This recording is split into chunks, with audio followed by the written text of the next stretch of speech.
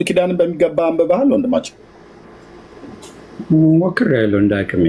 39ን የብሉይ ኪዳን መጽሐፍትን ታውቃቸዋለህ? ታናክም ይመስለኛል። ከመሰለ እስራኤል ታዲያ በምን የተመሰለችው መጽሐፍ ቅዱስ ውስጥ? እንደ አልኩህ እኮ ትንቢቶች ሲነገሩ እንደ ኮንቴክስቱ የተመሰለችባቸው ቦታዎች አሉ። በምን ተመሰላለች? ለምሳሌ በሶስቱም ከእጽዋቶች በምን ተመሰላለች? በእነዚህ በሶስት ወይንም የተመሰለችበት ቦታ አስታውሳለሁ። በበለስም አንድ ቦታ ላይ ምናልባት ሆሴ ወይም ኤርሚያስ ውስጥ በወይራም ተመስላለች አይደል? ታዲያ ለምንድን ነው አሁን ታዲያ መልሰህ ለሱ ስሰጠው አልተመሰለችም? የሰው ቲዮሪ ነው ለምን ትለናለህ? እኛ ቲዮሪ አይደለም እንደ ኮንቴክስቱ ነው። ሌላ ቦታ እንደ ኮንቴክስቱ ወይ ደግሞ እንደ አውዱ ነው ፍቱ ብለህ የምትለው ማለት ነው። እኛ ከአውዱ ውጭ አልመጣንም። ግን በመጀመሪያ አንተ እኮ አንዴ አሁን እኔ እዚህ ጋር ሲይዝህ ተመስላለች ትለኛለህ። አልተመሰለችም ብለህ ካልክ ከመጽሐፍ ቅዱስ ጋር ስለማጋፍጠህ ማለት ነው። እንደገና ደግሞ ተመልስና አይ ሰው ነው እንደ በለስ ብሎ ቲዮሪ ነው እንጂ የሚያወራው የአምላክ ቃል አይደለም ደግሞ ብለህ ትላለህ ማለት ነው። ኤርሚያስ በመጽሐፍ ቅዱስ በደንብ አድርገህ ብታጋፍጠኝ በጣም እባርክሃለሁ እንጂ ቅር አይለኝም። ምክንያቱም ከስህተት መለስከኝ እንጂ። ስለዚህ አጋፍጬህ እስራኤል በበለስ ተመስላለች አይደል በመጽሐፍ ቅዱስ? አዎ ሌላ ቦታ እዚህ ጋር አይደለም። ይሄ ኮንቴክስቱ ሌላ ነው ወዳጄ። በመጽሐፍ ቅዱስ እስራኤል በበለስ ተመስላለች አልተመሰለችም? ተመስላለች።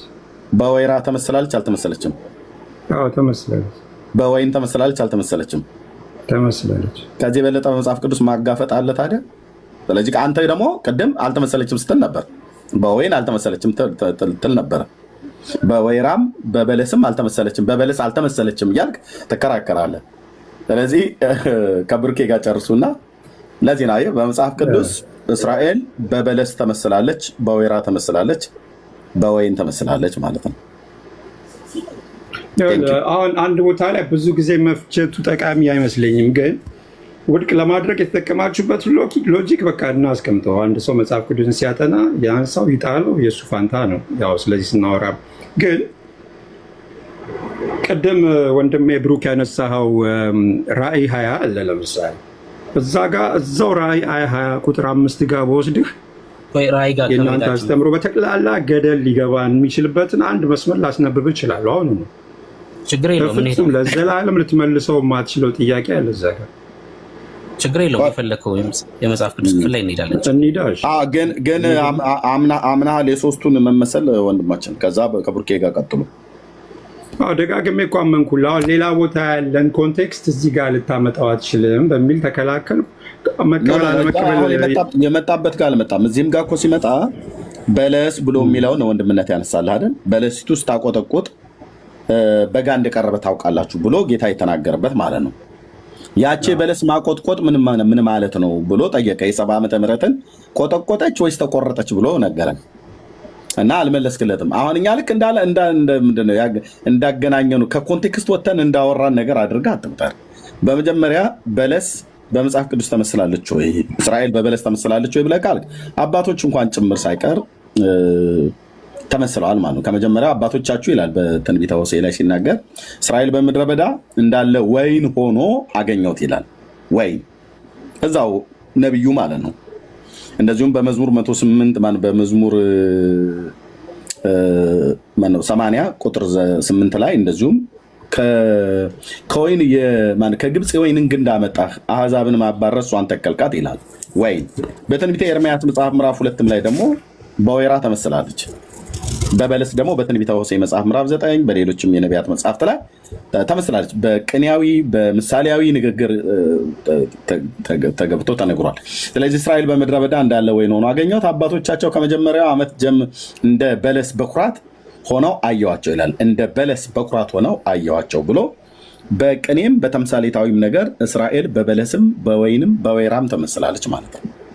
ስለዚህ አልተመሰለችም ብሎ የሚለውን ነገር ተወውና እልቅ በለስ ተብሎ የተባለበትን ቦታ አምጥታችሁ እዚህ ልትተረጉሙ አትችሉም ብሎ የሚለውን አውዱን ጠብቀህ የምትተረጉም ከሆነ ትተረጉማለህ ማለት ነው።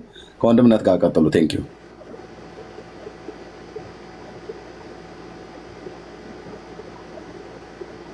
እሺ እንግዲህ እኔ ከዚህ በላይ ራሴ መድገም አልችልም። እንደተናገርኩት ነው። እዛ ጋር ወይን የተጠቀሰ እንትን ወይን አይደለም በለስ የተጠቀሰችው በምሳሌነቷ ብቻ ነው። ለማን የተመሰለችው? እሱን ንገረኝ። ለማን ነው? በምልክት ሰጪነቷ ነው የተመሰለችው። ለማን ነው ምልክት ነው የምናየው። ጫፏ ሲለሰልስ አሁን ብንደጋግመው ዋጋ የለውም እኮ ብሩክዬ። ስማኝና ይኸውልህ ራሱ በለስ የሚባል ተክል ሲለሰልስ ነው የምንመለከተው ወይስ ምሳሌው ለማን የተነገረ ነው? እሱን እንተሰለኝ። ኦኬ ይኸውልህ፣ እሺ አሁን ይኸውልህ በራሳችሁ አነጋገር ምን ያህል ኮንትራዲክት እንደምታደርጉ ላሳይ። ቅድም የእኛንተውና የአንተን እምነት ነገረን ችግር የለውም። የእኛንተው እኮ ልነግርህ ነው። አይ የግድ እዛ ላይ አፕላይ እናድርገው ካልክ ለምሳሌ ራእይ 19 ጋር በወስድም አሕዛብን ይመታበት ዘንድ ስለታም ሰይፍ ከአፉ ይወጣል ይላል። እርሱም በብረት በትር ይገዛቸዋል። ላንብብልሽ። እርሱም ሁሉን የሚገዛ እግዚአብሔር የብርቱ ቁጣውን ወይን መጥመቂያ ይረግጣል ይላል። ወይን መጥመቂያውን ይረግጣል ካለ ወይን በእስራኤል ምሳሌነት ተጠቅሷልና በቃ ጌታ ኢየሱስ ወይንን እስራኤልን ይረግጣታል ብለህ ተረጉመው ነው ማለት ነው። እንደናንተ ሎጂክ ከሆነ ማለት ነው። አሁን የእኛንቶ እና ስጠይቀኝ እመልስልሃለሁ እኔ አሁን የኛንቶ ራእይ ላይ ሄደን እንደው ስንጠይቅ እንደ መጽሐፍ ቅዱስ እንመልሳለን። አሁን ግን ምን ብያለሁ? እዚህ ክፍል ላይ በለስ የተባለው ራሱ በለስ የተባለ ተክል ሲለሰልስ ጫፉ ሲለሰልስ ነው ወይስ ለማን የተነገረ ምሳሌ ነው? እሱን መልስልኛ። ኦኬ በምን አነጋገር አይ ቲንክ ቆይ ምንድነው ያነሳው ሀሳብ የራእይ 19 የወይን መጥመቂያ እንደሚረግጥ በእግሩ ብለህ ያልከው ወይን ተብሎ ስለተባለ ወይንን ይረግጣል ማለት እስራኤልን ይረግጣል ማለት አይደለም ብራዘር። እስራኤል በወይን ስለተመሰለች እኔ እንዴት አይነት ትውልድ ነው ያለው በክርስቶስ። ልብ በል የወይን መርገጥ ማለት በትንቢተ ኢሳይያስ መጽሐፍ ምዕራፍ 63 ላይ ትልቁ ላይ ሆኜ ካሜራ ልክፈት ብራዘር። እኔ እንደኛ አይነት ሰዎች ነው የምፈልገው ወንድምነት ፕሊስ፣ በጣም ይገባል። ዛሬ እፈልጋለሁ ብራዘር። ኦኬ መታለሁ። ኦኬ እንዴት እያወራህ እንዳለ ወንድምነት ሰጣለሁ ፕሊስ። ኦኬ በትንቢተ ማነው በራእይ መጽሐፍ ምዕራፍ 19 ላይ ያለውን የእግዚአብሔርን ቃል ጠቅሶ ሲናገር ወንድማችን እኛ ያላልነውን ወይን ብሎ ይላልና ወይኑን እስራኤል ነው ብላችሁ ተርጉማችኋልና ከዛ እስራኤል ይረግጣል ማለት ነው ብላችሁ ትላላችሁ ብሎ አለ። አላልም እንደዛ ወንድም ማለት አየህ፣ ክፍሉ በአውዱ ነው የሚተረጉመው። ኦኬ አድምጠኝ ፕሊስ። ኦኬ ከቁጥር 11 ጀምሮ ሰማይ ተከፍቶ አየው፣ እነሆ በአምባ ላይ ፈረስ የተቀመጠበት የታመነና እውነተኛ ይባላል፣ በጽድቅም ይፈርዳል ይዋጋልም። በጽድቅ ይፈርዳል ይዋጋልም። ልብ በሉ የወይን መጥመቅ ተብሎ እዚህ ጋር የተነገረው በምን እንደሆነ ብሉይ ኪዳን አንብቤያለሁ ብሎ የሚለው ወንድማችን እንዴት እንደማያውቅና የእግዚአብሔርን ቃል ለማጣረስ የሄደበትን መንገድ ልታገሰው ስላልቻልኩ ነው ወንድምነት፣ በጣም ይቅርታ መልሼ እሰጥሃለሁ። አይኖቹም እንደ እሳት ነበልባል ናቸው፣ በራሱም ላይ ብዙ ዘውዶች አሉት፣ ከእርሱም በቀር አንድስ እንኳን የሚያውቀው የተጻፈ ስም አለው። በደም የተረጨ ልብስ ተጎናጽፏል፣ ስሙም የእግዚአብሔር ቃል ተብሏል። ልብ በሉ የማቀልምበትን ቦታ በደም የተረጨ ልብስ። በሰማይ ያሉ ጭፍሮችም ነጭና ጥሩ ቀጭን የተልባ እግር ልብስ ለብሰው በአምባ ላይ ፈረሶች ተቀምጠው ይከተሉት ነበር። አሕዛብን ይመታበት ዘንድ ስለታም ሰይፍ ካፉ ይወጣል ይላል። ይሄ ስለታም ሰይፍ ማለት እሱ አልተረጎመውም። ስለታም ቃል ማለት ነው፣ የእግዚአብሔር ቃል ማለት ነው እንጂ ገጀራ አይደለም ካፉ የሚወጣው። የ38 ቀበሌ ዱርዮች የሚይዙት አይነት ቆንጨራ አይደለም የሚወጣው። ካፉ የሚወጣው ሰይፍ የተባለው የእግዚአብሔር ቃል ነው። በዕብራውያን መልክ መጽሐፍ ምዕራፍ 4 ቁጥር 12 እና 13 ላይ እንደተናገረው የእግዚአብሔር ቃል በሁለት ወገን የተሳለ ስለታም ሰይፍ ነው ብሎ የሚለው በእሱ ማለት ነው። ካፉ በሚወጣ ቃል ነው አሕዛብን መቅሰፍትን በሚመታበት ማለት ነው። ኦኬ እርሱም በብረት በትር ይገዛቸዋል፣ እነርሱም ሁሉም በሚገዛ በእግዚአብሔር ብርቱ ቁጣውን የወይን መጥመቂያ ይረግጣል ይላል። የወይን መጥመቂያ ይረግጣል ምን ማለት ነው? የወይን መጥመቂያ ይረግጣል ማለት እዚህ ልብ በሉ ያላችሁ ሰዎች ፍርድ ማለት ነው። ከየት አምጥተህ ነው ኤርምያስ ብለህ የምትለው በላችሁ ካላችሁኝ በነቢዩ በኢሳይያስ መጽሐፍ ምዕራፍ 63 ላይ ሲናገር ይህ ከኤዶምያስ ልብሱም የቀላ ከባሶራም የሚመጣ አለባበሱም ያማረ በጉልበቱ ጽናት የሚራመድ ማን ነው ይላል ጌታ ማለት ነው። ይህ ከኤዶምያስ ልብሱም የቀላ ከባሶራ የሚመጣ አለባበሱም ያማረ በጉልበቱ ጽናት የሚራመድ ማን ነው? በጽድቅ የምናገር ለማዳን የምበረታ እኔ ነኝ። ቀሚስህ ስለምን ቀላ ብሎ ይለዋል። ልብስስ በወይን መጥመቂያ እንደሚረግጥ ሰው ስለምን መሰለ? ልብ በሉ ልብስህ በወይን መጥመቂያ እንደሚረግጥ ሰው። የወይን መጥመቂያ ምንድነው? ፍርድ ነው። ኦኬ ስለምን መሰለ ይለዋል በኢሳይያስ ማለት ነው። ልክ ሰው በወይን መጥመቂያ ሲረግጥ የወይኑ ፍንጫቂ ልብሱ ላይ እየተፈናጠቀ በሚሄድ ሰዓት ላይ ደም የነካው ነው የሚመስለው እና ካለ በኋላ መጥመቂያውን ብቻዬን ረግጫዋለሁ ይላል። እናስ ከአሕዛብ አንድ እንኳን ከኔ ጋር አልነበረም፣ በቁጣዬ ረገጥኳቸው። ራዕይ መጽሐፍ ምዕራፍ 19 ቅድም ያለበት ማለት ነው። በቁጣዬ ረገጥኳቸው፣ በመዓቴ ቀጠቀጥኳቸው፣ ደማቸውን በልብሴ ላይ ተረጭቷል፣ ልብሴንም አሳድፍ ያለው የምበቀልበትም ቀን በልቤ ነውና የሚቤዥበትም ሰዓት ደርሷልና ተመለከቱ፣ የሚረዳም አልተገኘም የሚያግዝም አልነበረምና ተደነቀው። ስለዚህ የገዛ ክንዴ መድኃኒትን አመጣልኝ፣ ቁጣዬንም እርሱ አገዘኝ። በቁጣዬ አሕዛብን ረገጥኩኝ፣ በመዓቴም ቀጠቀጥኳቸው።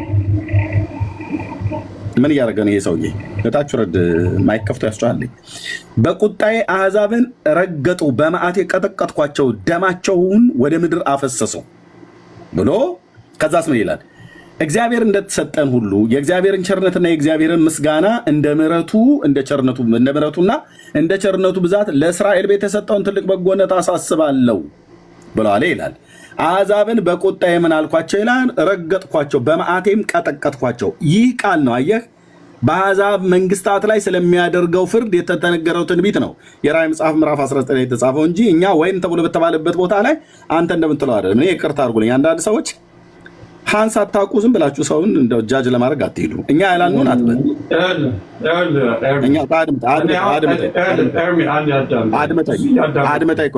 አድመጠኝ ብራዘር፣ ጨርሼ ልሰጥ ነው። ስለዚህ እኛ ያላልነውን አትበል። ምን ልታረጉት ነው ብለህ ካልከን፣ ኦኬ የራዕይ መጽሐፍ ላይ የወይን መጥመቂያ ብሏልና ምን ታረጉት ነው ብለህ ካልከኝ፣ ይኸው እንደዚህ ነው የምናሳየህ። የእግዚአብሔርን ቃል በሚገባ ነው የምናውቀው። አንተ የምታውቅ ከሆነ ተናገር። እኛ ያልተረጎምነውን ግን ወይን ተብሎ በተባለበት ወይንን እስራኤል ናችሁ ብላችኋል። እኛ እኮ አይደለም ያልነው፣ እኛ አይደለንም ያልነው። ወይንማ ያላት ቅድም እንደነገርኩ በመዝሙር 80 ቁጥር 8 ላይ ለምሳሌ እንደዚህ ይላል። ቅድም በቃሌ እንደተናገርኩኝ ምናልባት እንደው ዝም ብዬ ከአይምሮ አንቅቼ እንደሚባለው የተናገርኩ መስሎ ከሆነ ይኸውልህ፣ ከግብፅ የወይንን ግንድ አመጣህ፣ አሕዛብንም አባረህ እሷን ተከልካት ይላል። ትንሽ ልጨምርልህ። የወይን ግንድ ብሎ ያላት ከግብፅ ያመጣት ማን ነው? አሕዛብን ያባረረው ማን ነው?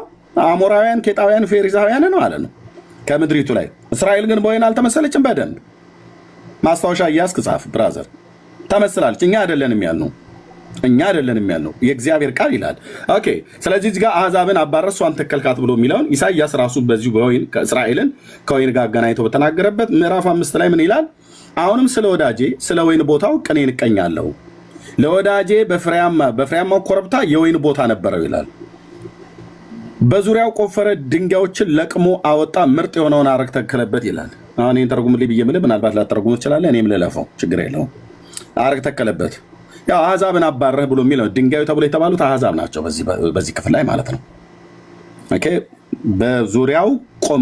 ዙሪያውንም ቆፈረ፣ ድንጋዮችንም ለቅሞ አወጣ፣ ምርጥ የሆነውን ሀረግን እስራኤልን አምጥቶ ተከለ ማለት ነው።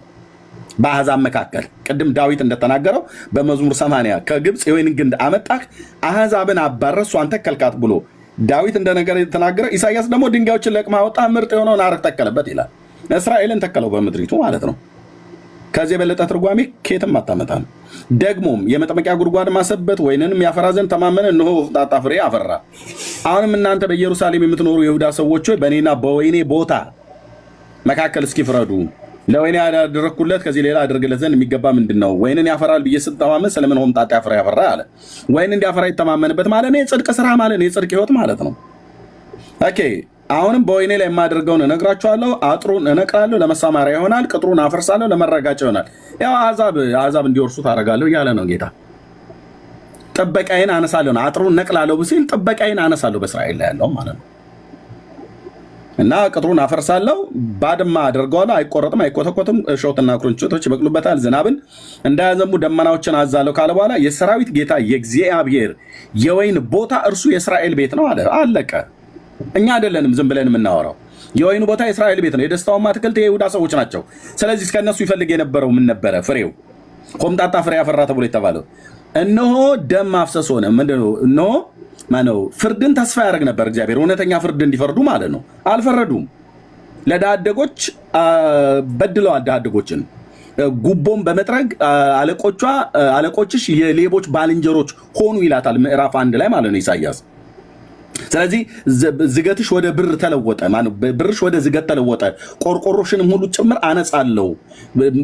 አለቆችሽ የሌቦች ባልንጀሮች ሆኑ፣ ፍርድን አላደረጉም፣ ድሃ አደጎችን በድለዋል፣ መበለቶችን በድለዋል። በትክክል ጽድቅን ፍርድን በትክክል ፈርደው ቢሆን ኖሮ ትክክለኛው ፍሬ ነው ማለት ነው። ወይኑ ሲያጎመራ ትክክለኛ የጽድቅ ፍሬ ያፈሩ ነበር፣ ግን አላደረጉም። እናስ ደም ማፍሰስ ሆነ፣ እነሆም ደም ማፍሰስ ሆነ። ጽድቅን ይተማመን ነበር፣ እነሆ ጩኸት ሆነ ይላል። በከተማይቱ በምድሪቱ ውስጥ ማለት ነው። ግፍ ያደርጉ ነበር፣ አመፅ ያደርጉ ነበር። ግን ከግብፅ አምጥቶ የተከላት ወይን እስራኤል ናት። ድንጋዮች ተብሎ የተባሉት በትንቢተ ኢሳይያስ ላይ ያለው ዳዊት በመዝሙር 80 ቁጥር 8 ላይ አሕዛብን አወጣህ ብሎ ያለው ማለት ነው። እስራኤል በወይን ተመስላለች፣ 4 ነጥብ። በበለስ ተመስላለች፣ በ4 ነጥብ የተዘጋ ነው። በወይራ ተመስላለች፣ በ4 ነጥብ የተዘጋ ነው። ወይራውንም ላሳይና እግረ መንገዴን ከዛ ልስጥ። ምዕራፍ 2 ትንቢተ ኢሳይያስ ማለት ትንቢተ ኤርምያስ ቁጥር 21 ኦኬ። ከቁጥር 20 ጀምሮ ከጥንት ጀምሮ ቀንበርሽን ሰብሬያለሁ፣ ስራሽን ቆርጫለሁ፣ አንቺ ግን አላገለግልም አልሽ። ነገር ግን ከፍ ካለው ከኮረብታ ሁሉ ከለመለመ ዛፍ ሁሉ በታች ለማመንዘር ተጋደምሽ ካለ በኋላ እኔ ግን ይላል ጌታ ማለት ነው፣ እኔ ግን የተመረጠች ወይን ፍጹም እውነተኛ ዘር አድርጌ ተክዬሽ ነበር። ወይን ነው እዚህ ጋር ወይን ነው የሚናገረው። ኦኬ የወይኑ ልጨምር ብዬ ነው። የአንቺ ግን እንግዳ የእንግዳ ወይን ግንድ ሆነሽ እንዴት ተለወጥሽብኝ ይላታል። እኔ ግን የተመረጠች ምን ወይን ፍጹምም እውነተኛ ዘር አድርጌ ተክዬሽ ነበር። ጆኒ ካምና አንዴ አባዬ አንዴ ና ቆይ አንዴ ጠብቁ ወገኖች። ካም አባቴ አቦ ጆኒ ትከ ኦኬ ያንን ሰጅና ውሃ ቀርተሽ ይዘሽ ነይ ማዬ። ኦኬ ስካይጋቺ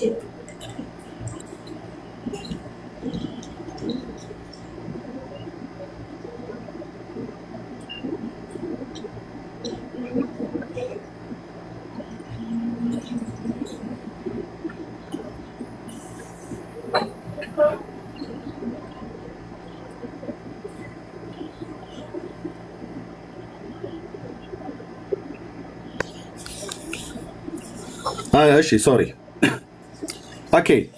ስለዚህ በትንቢተ ኢሳይያስ ኤርምያስ መጽሐፍ ምዕራፍ 2 ቁጥር 21 ላይ እኔ እውነተኛ የወይን ዘር አድርጌ ተክዬሽ ነበር ይላል። ኦኬ በትንቢተ ኤርምያስ መጽሐፍ ምዕራፍ 11 ቁጥር ስንት ጀምሬ ላንብብልህ? ኦኬ አንተም ስለዚህ ህዝብ አትጸልይ፣ ከመከራቸው የተነሳ ወደ እኔ አትጩህ፣ እኔም በጮሁ ጊዜ እኔ አልሰማቸውም። ስለነሱ ጩኸትና ልመና አታድርግ አለው ነቢዩን። ወዳጄ በቤቴ ውስጥ ምን አላት? ስለት ወይስ የተቀደሰ ስጋ? ክፋትሽ ከአንቺ ያስወግዳል ወይስ ከአንቺ ታመልጫለሽን ካለ በኋላ ቁጥር 16 የሚለውን የወደ ወገኖቼ በለስ ወይን ወይራ እግዚአብሔር ስምሽን በመልካም ፍሬ የተዋበች የለመለመች ወይራ ብሎ የለመለመች ወይራ ዛፍ ብሎ ጠራው። በጽኑ አውሎ ነፋስም ጩኸት እሳትም አነደደባት፣ ቅርንጫፎቿም ተሰብረዋል ይላል። ልጆቿ ሞተዋል ማለት ነው። ቅርንጫፎቿ ተሰብረዋል ማለት ቅርንጫፎቿን ሁሉ እስከ ባህር ዳርቻ ዘረጋች ይላል በነቢያት መጽሐፍ። ዳርቻዋ ተስፋፋ፣ ቅርንጫፎቿ ሁሉ እስከ ምድር ዳርቻ እስከ ባህር ዳርቻ ድረስ እስከ ሜዲትራኒያን እስከ ዮርዳኖስ ተስፋፋች ማለት ነው። ዘሯ በምድር ላይ ገቡ በዙ ማለት ነው። ልክ በትንቢተ ሕዝቅኤል መጽሐፍ ምዕራፍ 16 ላይ እንደሚናገረው ማለት ነው።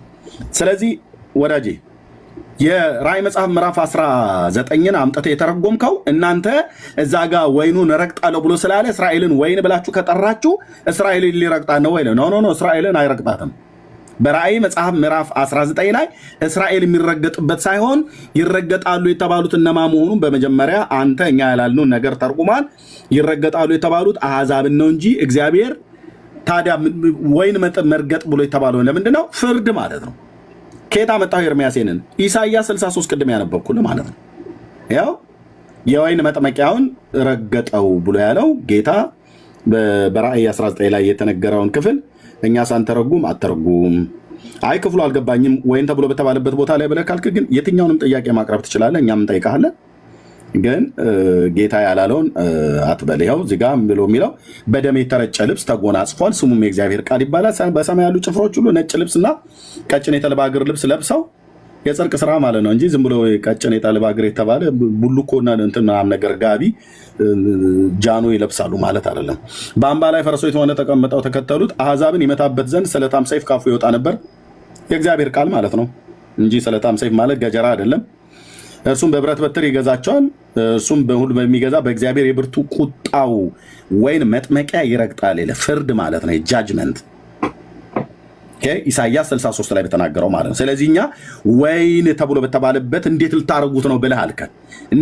እንደዛ ልትሉ ነው ወይ አለ። እኛ አላልም። እኛን ከፈለግ ስለ ወይን ጠይቀን፣ ስለ በለስ፣ ስለ ወይራ ጠይቀን። አም ሂር ብሉይ ኪዳን ላይ ማውራት አቅም ካለህ አም ሂር ወንድም እንደምታላድ ብሩኬ እኛን ጠይቀን። እኛ ያላልኑን አትበል፣ እኛም አንተ ያላልኑን አንልም። ቴንክ ዩ ወንድምና መቀጠል ትችላላችሁ። ተባረኩ። ኦኬ፣ አሁን ካላቋረጣችሁኝ በደንብ ሰምቻለሁ። እኔም ፖይንት ላስቀምጠ። ምንድነው እያልኩ ያለሁት ሎጂካችሁን ነው ሌላ ቦታ ላይ አፕላይ ያደረጉት እንጂ እንዲህ አላችሁ አላልኩኝ። ምንድነው ሎጂካችሁ? በአጭሩ ሲቀመጥ በለስ የሚለው ቃል የሆነ ቦታ ላይ ተጠቅሷል። ስለዚህ እዚህ ጋር በለስ ከተጠቀሰ እስራኤል ነች ማለት ነው። ይሄ ነው ሎጂካችሁ አይደለም እንዴ? እኛ ሎጂካል አልተጠቀምንም። እኛ ያልተጠቀምነው ራዕይ መጽሐፍ ምዕራፍ 19ን እኛ አልጠቀስነውም። አንተ ነው የጠቀስከው። አንተ የጠቀስክበት ምክንያት እኛ ያላልነውን ክፍል ሄደህ ጠቅሰህ እኔ አሁን ወይን ብሎ የሚለውን ክፍል ስጠቅስልህ እስራኤል ወይን ተብላ የተባለችበትን ስጠቅስልህ በትንቢተ ኤርምያስ መጽሐፍ ምዕራፍ 2 ቁጥር 21 ኦኬ፣ በትንቢተ ኤርምያስ መጽሐፍ ምዕራፍ 11 ላይ ያለውን ወይራ ተብሎ የተጠቀሰበት እንደዚሁም በመዝሙር 80 ቁጥር 8 ላይ በትንቢተ ኢሳይያስ መጽሐፍ ምዕራፍ 5 ላይ ነው ጠቅሼ የነገርኩ። ወይራ ወይንና በለስ በትንቢተ ሆሴ መጽሐፍ ምዕራፍ 9 ቁጥር 10 ላይ እኛ ያላልነውን አንተ የራዕይ መጽሐፍ ምዕራፍ 19ን ሄደህ ጠቅሰህ አምጥተህ እንደዚህማ ካላችሁ እንደዚህ ልትሉ ነው ማለት ነው የራዕይ 19 ብለህ ድምዳሜ የሰራው አንተ ነህ። እንደዛ አይባልም። እኛ ያላልነውን አትበል፣ ሎጂካችሁ ብላ አትበል። የጠቀስኩት የአምላክ ቃልን ነው። እነዚህን ሁሉ የነቢያትን መጽሐፍ ጠቅሰን ነግረንህ ቀድሞ ወንድምነትም እየጠየቀ እኛ ያላልነውን አትስጥ። ካልገባህ እንደዚህ ታዲያ እስራኤል ወይን ከተባለች ይሄኛውስ ክፍል ተብሎ የሚባለው በዚህ በራዕይ መጽሐፍ ምዕራፍ 19 ላይ እና በሌሎችም ቦታ ላይ ወይን እኮ ተብሎ አለ እኮ በጣም ብዙ ቦታ ላይ ማለት ነው። ወይናችሁ አሁን ለምሳሌ ወይናችሁ ከገሞራ ነው ይላል። ሰዶምና ገሞራ ማለት ነው። ወይናችሁ ከገሞራ ነው ይላል። ምን ማለት ነው ወይናችሁ ከገሞራ ብሎ ማለት? ወይን ብሎ የሚል ቃል ስለተጻፈ ምን እያለ ነው? ወይን ተብሎ የተባለበት እዛ ጋ የተጠቀሰበት ክፍል ምን ለማለት ነው? ድምዳሜ አትስጥ። በእኛ ድምዳሜ ላይ ስለሰጠህ ነው እኔ ይህንን ሀሳብ የገባሁት እንጂ ከወንድምነት ጋር የጀመራችሁትን እሱ መቀጠል ትችላለን። ራዕይን 19ን አንተን የጠቀስከው እኛ አልጠቀስነውም። ወይን ናት ብሎ የሚለውን ቃል ስንጠቀም እኛ የተጠቀምነው ከነቢያት መጽሐፍት ላይ ነው። አንተ ግን ራዕዩን ሄደህ ጠቅሰህ የወይን መጥመቂያ የወይን መርገጫ ብሎ ያለውን የፍርድን ቃል ጌታ የተናገረው ከትንቢተ ኢሳይያስ መጽሐፍ ምዕራፍ 63 ጋር በአሕዛብ መንግስታት ላይ በትንቢተ ኢዮኤል መጽሐፍ ምዕራፍ 3 ላይ በአሕዛብ መንግስታት ላይ እግዚአብሔር ስለሚያደርገው የመጨረሻው ጃጅመንት በትንቢተ ዘካርያስ 13-14 ላይ የመጨረሻው ጃጅመንት የሚደረገውን እሱን ፍርድ ነው። እረግጣለሁ፣ አሕዛብን ብቻዬን እረገጥኩ፣ ደማቸውን በልብሴ ላይ ተረጭቷል ብሎ ያለው ማለት ነው። ያን ሲያመሳስለው የወይን መጥመቂያውን እንደሚረግጥ ሰው ትመስላለህ ነው ያለው ኢሳይያስ። ይህ ከኤዶምያስ ልብሱም የቀላ ከባሶራም የሚመጣ አለባበሱም ያማረ በጉልበቱ ጽናት የሚራመድ ማን ነው ብሎ ይጠይቃል። በጽድቅ የምናገር ለማዳን የምበረታ እኔ ነኝ ብሎ ይመልስለታል ጌታ። ታዲያ ልብስ በወይን መጥመቂያ እንደሚረግጥ ሰው ስለምን መሰለ ይለዋል። አየህ፣ በወይን መጥመቂያ የሚረግጥ ሰው ስለምን መሰለ አለው። አይቶታል፣ በራእይ ማለት ነው፣ አሳይቶታል። ልብሱ ልክ በወይን መጥመቂያ እንደሚረግጥ ሰው ማለት ነው። የወይን መጥመቂያ ውስጥ ያለውን ወይን ሰው ሲረግጥ የወይኑ ደም እየተፈናጠቀ ልብሱ ላይ እንደሚያርፍ ልክ እንደዚሁ አይቶታል ማለት ነው። ስለ መሲሁ ነው ያየው ያን ክፍል። እስራኤልን የሚቤዥበት ቀን ደርሷልና ተመለከቱ የሚረዳም አልተገኘም ብሎ ያለበትን ክፍል እኛ ባልተረጎምንበት አንተ ቀድመህ ተርጉመህ ሎጂካችሁ እንደዚህ ነውና እንደዚህ ነው ብለህ አትበለን ብራዘር። አላልንም። የራስን ድምዳሜ የምትፈልገው ነገር ካለ ማለት ትችላለህ።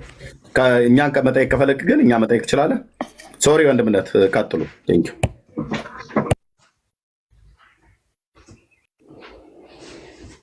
እሺ እና እንዴት እንደምንቀጥል አይደል ነው። በዚህ ጉዳይ ላይ ብንዘጋው ይሻላል። ማለት ሎጂኩንም ልንግባባበት አልቻልንም። የራሳችሁን አስተሳሰብ በሌላ ነገር ላይ አፕላይ አድርገን እንሞክረው ማለት ነው።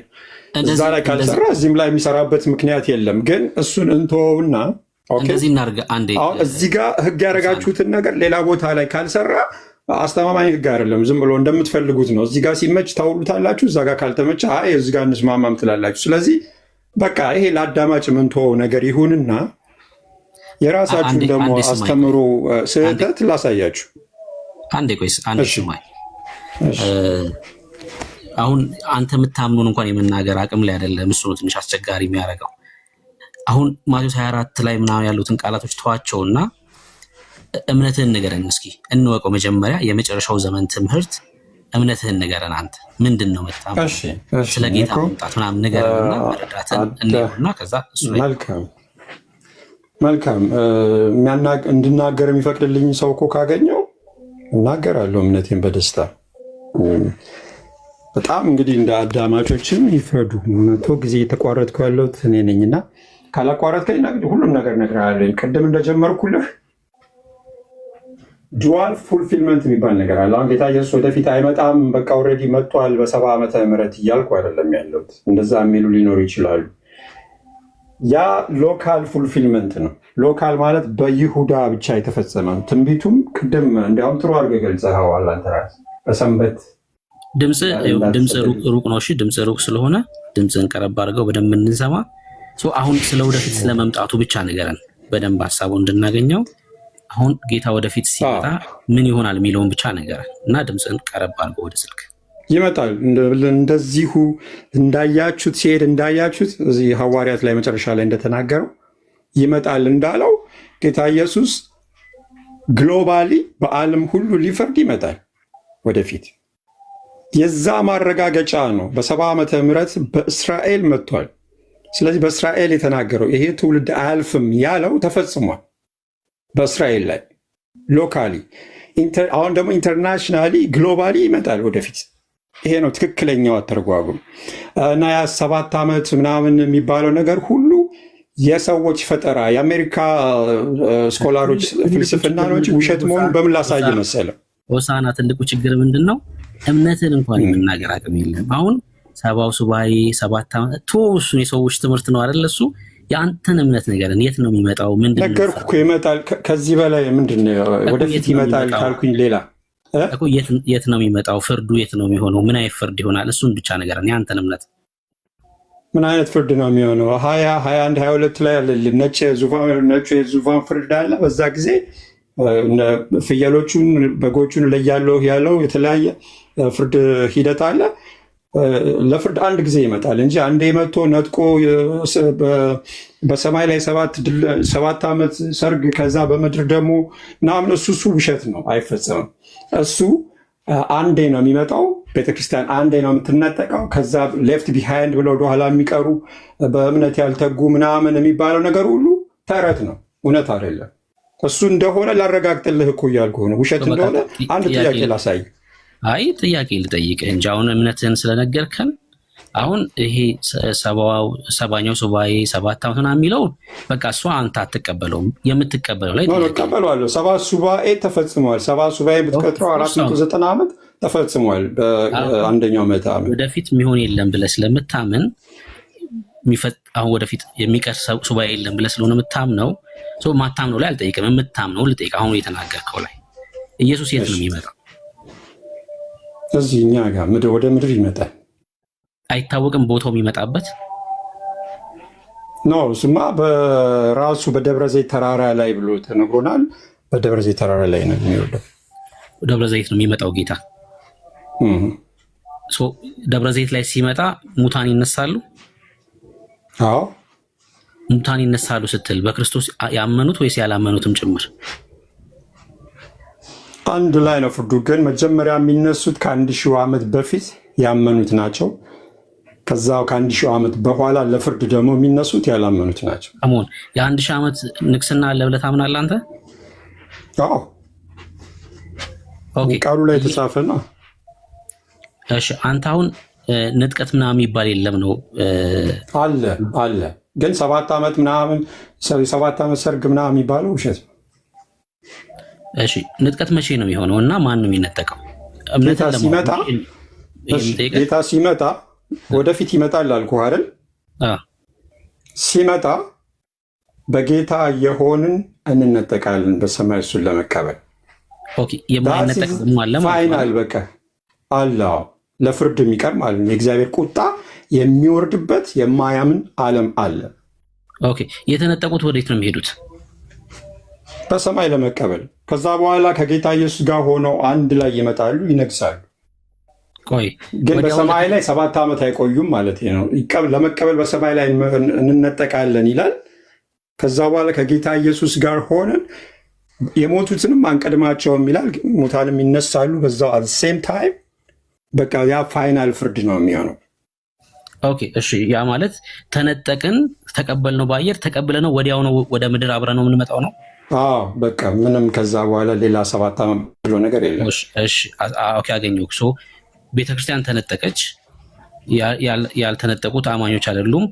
ከዛ ተቀብለነው ይዘነው ወደ ምድር እንወርዳለን ማለት ነው አይደለ? በህይወት ያሉት ሰዎች ምን ይሆናሉ በዛ ሰዓት? አሁን እሺ ቤተክርስቲያን ተነጥቃ ተመልሳ ወደ ምድር መጣች። በህይወት ያሉት ሰዎች ምን ይሆናሉ? ከዛ የእግዚአብሔር ቁጣ ይወርድባቸዋል። በህይወት ያሉት ሰዎች የበጉ ቁጣ የሚባለው ኮረብቶች በላያችን ላይ ደብቁ ምናምን ይላሉ የተባሉት በምድር ያሉ የማያምነው አመፀኛው ዓለም በቃ የእግዚአብሔርን ቁጣ ማስተናገድ ነው። ከዛ በኋላ ያለው አማራጭ ሌላ ሁለተኛ እድል የለም። ይሞታሉ ነው ያ ኦፍኮርስ በቃ ቁጣ ማለት ያኮ ነው። እዛ ራእይ ላይ ብዙ አይነት ቁጣ ብዙ አይነት የጽዋ እየተባለ 7 ጽዋ ሲፈስ እና የሚናገረው ያ የእግዚአብሔር ቁጣ ነው። ከዛ ቁጣ እንድናለን እኮ። እነዛ ሳይነጠቁ የቀሩት ይሞታሉ ነው አይደል እያልከኝ ያለው? ያልቃሉ እንዳሉ ማለት ሁሉም ያልቃሉ። መጽሐፍ ቅዱስ ጥቅስ ላነብልህ ነው አሁን ለተናገርከው ማለት ነው። ኢሳይያስ መጽሐፍ ምዕራፍ 2 ላይ እንደዚህ ይላል እና መቼ የተፈጸመም ከሆነ መቼ የሚለውን ትነግረኛለህ፣ የሚፈጸምም ከሆነ መቼ የሚለውን ትነግረኛለህ። የአሞጽ ልጅ ኢሳይያስ መጽሐፍ ምዕራፍ 2 ቁጥር 1 የአሞጽ ልጅ ኢሳይያስ ስለ ይሁዳና ስለ ኢየሩሳሌም ያየው ቃል በዘመኑ ፍጻሜ የእግዚአብሔር ቤት ተራራ በተራሮች ላይ ጸንቶ ይቆማል፣ ከኮረብቶችም በላይ ከፍ ከፍ ይላል፣ አሕዛብም ሁሉ ወደ እርሱ ይሰበሰባሉ። ሕግ ከጽዮን የእግዚአብሔርም ቃል ከኢየሩሳሌም ይወጣልና ብዙዎች አሕዛብ ሄደው ኑ ወደ እግዚአብሔር ተራራ ወደ ያዕቆብ አምላክ ቤት እንውጣ፣ እርሱም መንገዱን ያስተምረናል፣ በጎዳናውም እንሄዳለን ይላሉ። በአሕዛብም መካከል ይፈርዳል፣ በብዙ አሕዛብም ላይ ይበይናል። ሰይፋቸውንም ማረሻ ጦራቸውንም ማጭድ ለማድረግ ይቀጠቅጣሉ። ሕዝብም በሕዝብ ላይ ሰይፍ አያነሳም፣ ሰልፍም ከእንግዲህ ወዲህ አይማሩም ይላል። ይሄ መጽሐፍ ቅዱስ ክፍል ይሄ ትንቢት ቃል ተፈጽሟል ወይስ አልተፈጸመም? መጀመሪያ እሱን ንገረኝ። እንጃ አሁን እርግጠኛ ሆኜ ለዚህ ነው ዝግጅት ይጠይቃል። የእግዚአብሔርን ቃል እስከሆነ ድረስ አንተ አሁን ያጠናኸው ከሆነ ብታስተምረኝ ደስ ይለኛል። ለመማር ዝግጁ ነኝ፣ ግን አሁን እዚህ ጋር ልመልስልህ አልችልም። ሙሉ እውቀት የለኝም እኮ የማውቀውን ነው የምናገረው እና በዚህ በኩል ልመልስልህ አልችልም። እሺ ሌላ ጥያቄ ልጠይቅህ። በቃ ልተወው፣ ይሄን ልተወው። እኔማ ማምነው ነገር ስላለ ሌላ ጥያቄ ልጠይቅህ። ራዕይ መጽሐፍ ምዕራፍ 20 ቅድም አንተ የጠቀስከው ጥቅስ ላይ ራዕይ መጽሐፍ ምዕራፍ 20 የጥልቁንም መክፈቻና ታላቁን ሰንሰለት በእጁ የያዘ መልአክ ከሰማይ ሲወርድ አየሁ። የቀደመውን እባብ ዘንዶ እርሱም ዲያብሎስ ሰይጣን የተባለውን ያዘው፣ 1000 ዓመትም አሰረው፣ ወደ ጥልቅም ጣለው። አሕዛብንም ወደፊት እንዳያስት 1000 ዓመት እስኪፈጸም ድረስ በእርሱ ላይ ዘግቶ ማህተም አደረገበት። ከዚያም በኋላ ለጥቂት ጊዜ ይፈታ ዘንድ ይገባዋል ይላል። ይሄስ ትንቢት ተፈጽሟል ወይስ አልተፈጸመም? አልተፈጸመም። እሱማ ጌታ ከመጣ በኋላ የሚፈጸም። ኦኬ ዲያብሎስ የሚታሰረው ለምንድን ነው? 1000 ዓመት እንዳያስት ነው የሚያስት ነው የተባለው። ስለዚህ እንዳያስት ነው የሚታሰረው። ማንን እንዳያስት? አሕዛብ። ቅድም እኮ አሕዛብ ይጠፋሉ ሁሉም ይሞታሉ ብለኝ ነበር። ከየት የመጡ አሕዛብ ናቸው? አሁን እኮ እዛ ጋር ነው ፍርዱ እኮ ላይ ነው። ገና ጌታ መጥቶ ያ ሁሉ ቁጣ ከወረደ በኋላ ነው አይደል 1000 ዓመት የሚሆን እኮ። ይሄ እኮ 1000 ዓመት ላይ በ1000 ዓመት ሰይጣን ይታሰራል እያለን ያለው። ለምን? አሕዛብን ወደፊት እንዳያስት ነው እያለን ያለው። 1000 ዓመቱ ሲፈጸም ነው ሲፈታ የምንመለከተውና ወደ ተቀደሰው ከተማ ሲጎርፉ የምንመለከታቸው። ሰይጣን የሚታሰረው አሕዛብን እንዳያስት ነው ብለኛል። ከየት የመጡ አሕዛብ ናቸው እነዚህ? ይኖራሉ ማለት ነው። እንግዲህ እኔ እኮ አንድም ሰው አይተርፍም አላልኩኝም። እግዚአብሔርን ቃል መቼም አንተም አትቃወም፣ ሁለታችንም እናምናለን። ሬሳው 7 ወር ይፈጅባቸዋል ይላል ሬሳው እስኪያጸዱ ድረስ እና በእግዚአብሔር ቁጣ የሚያልቁ አሕዛብ እንዳሉ እግዚአብሔር ቃል ይናገራል። ያ ማለት ግን አንድም ሰው እስካይቀር ድረስ ይጠፋሉ አይደለም። ማንም ነገር ሰው አይተርፍም አላልኩም እኮ የሚወርድባቸው።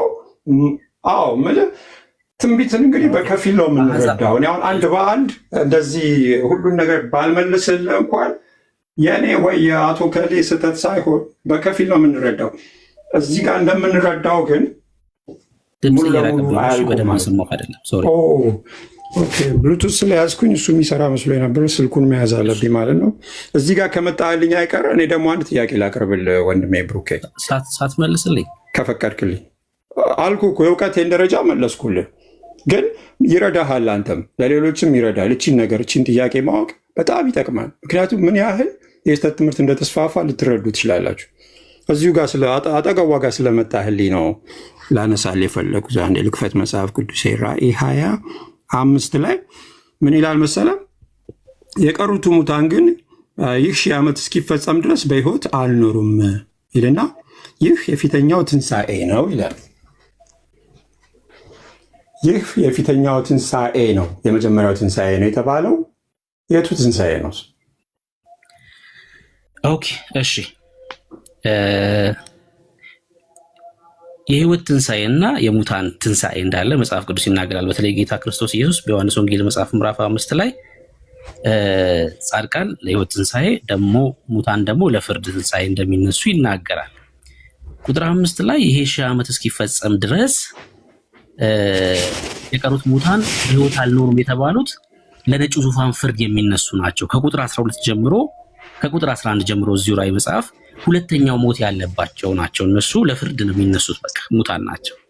በፊተኛው ደግሞ እድል ያለው ደግሞ ብፁዕና ቅዱስ ነው፣ በክርስቶስ ኢየሱስ ያመኑ ክርስቲያኖች ማለት ናቸው። እነሱ ደግሞ ጳውሎስ በአንደኛ ቆሮንቶስ መጽሐፍ ምዕራፍ 15 ላይ ሲናገር ሁሉ በአዳም እንደሚሞቱ ደግሞ ሁሉም በክርስቶስ ሕያዋን ይሆናሉ ይልና ኢየሱስ ክርስቶስ በኩር ነው፣ እንደ በኩራት ነው ይልና ከዛ ቀጥሎ ሁሉ እያንዳንዱ በራሱ ተራ ይሆናል ይላል። ትንሣኤ ማለት ነው። ዝም ብሎ ሰው ግር ብሎ አይነሳም። ትንሣኤ የለም።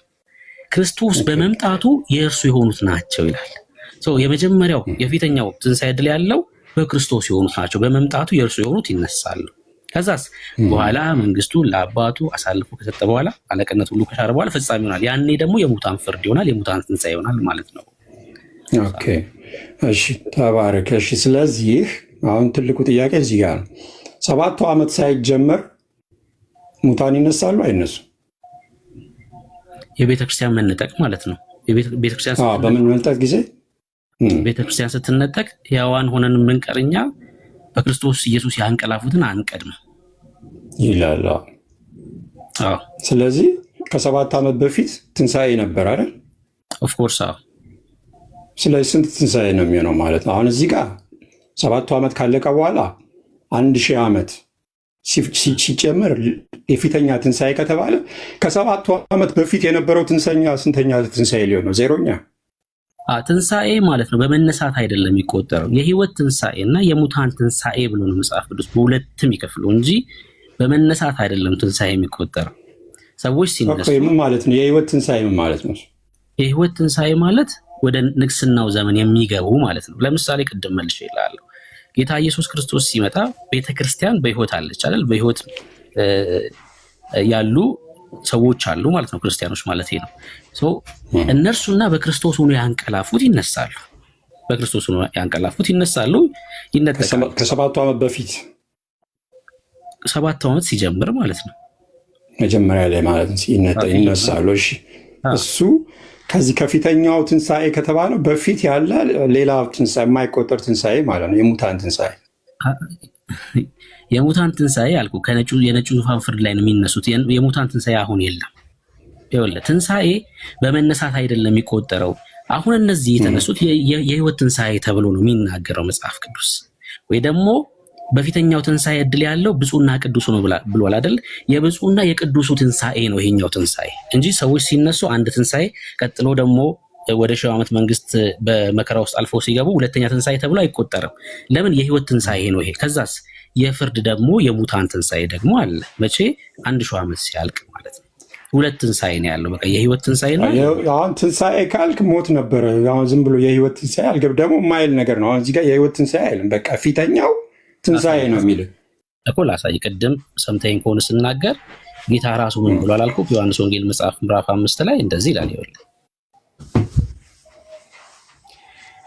በመቃብር ያሉት ሁሉ ድምፁን የሚሰሙበት ሰዓት ይመጣል። መልካም ያደረጉት ለህይወት ትንሣኤ፣ አየህ ስናገር ከቃሉ ነው ለህይወት ትንሣኤ፣ ክፉም ያደረጉ ደግሞ ለፍርድ ትንሣኤ ይወጣሉ። እና በቃ ሁለት ትንሣኤ ያለው የህይወት ትንሣኤ አለ፣ ከዛ ደግሞ የፍርድ ትንሣኤ አለ።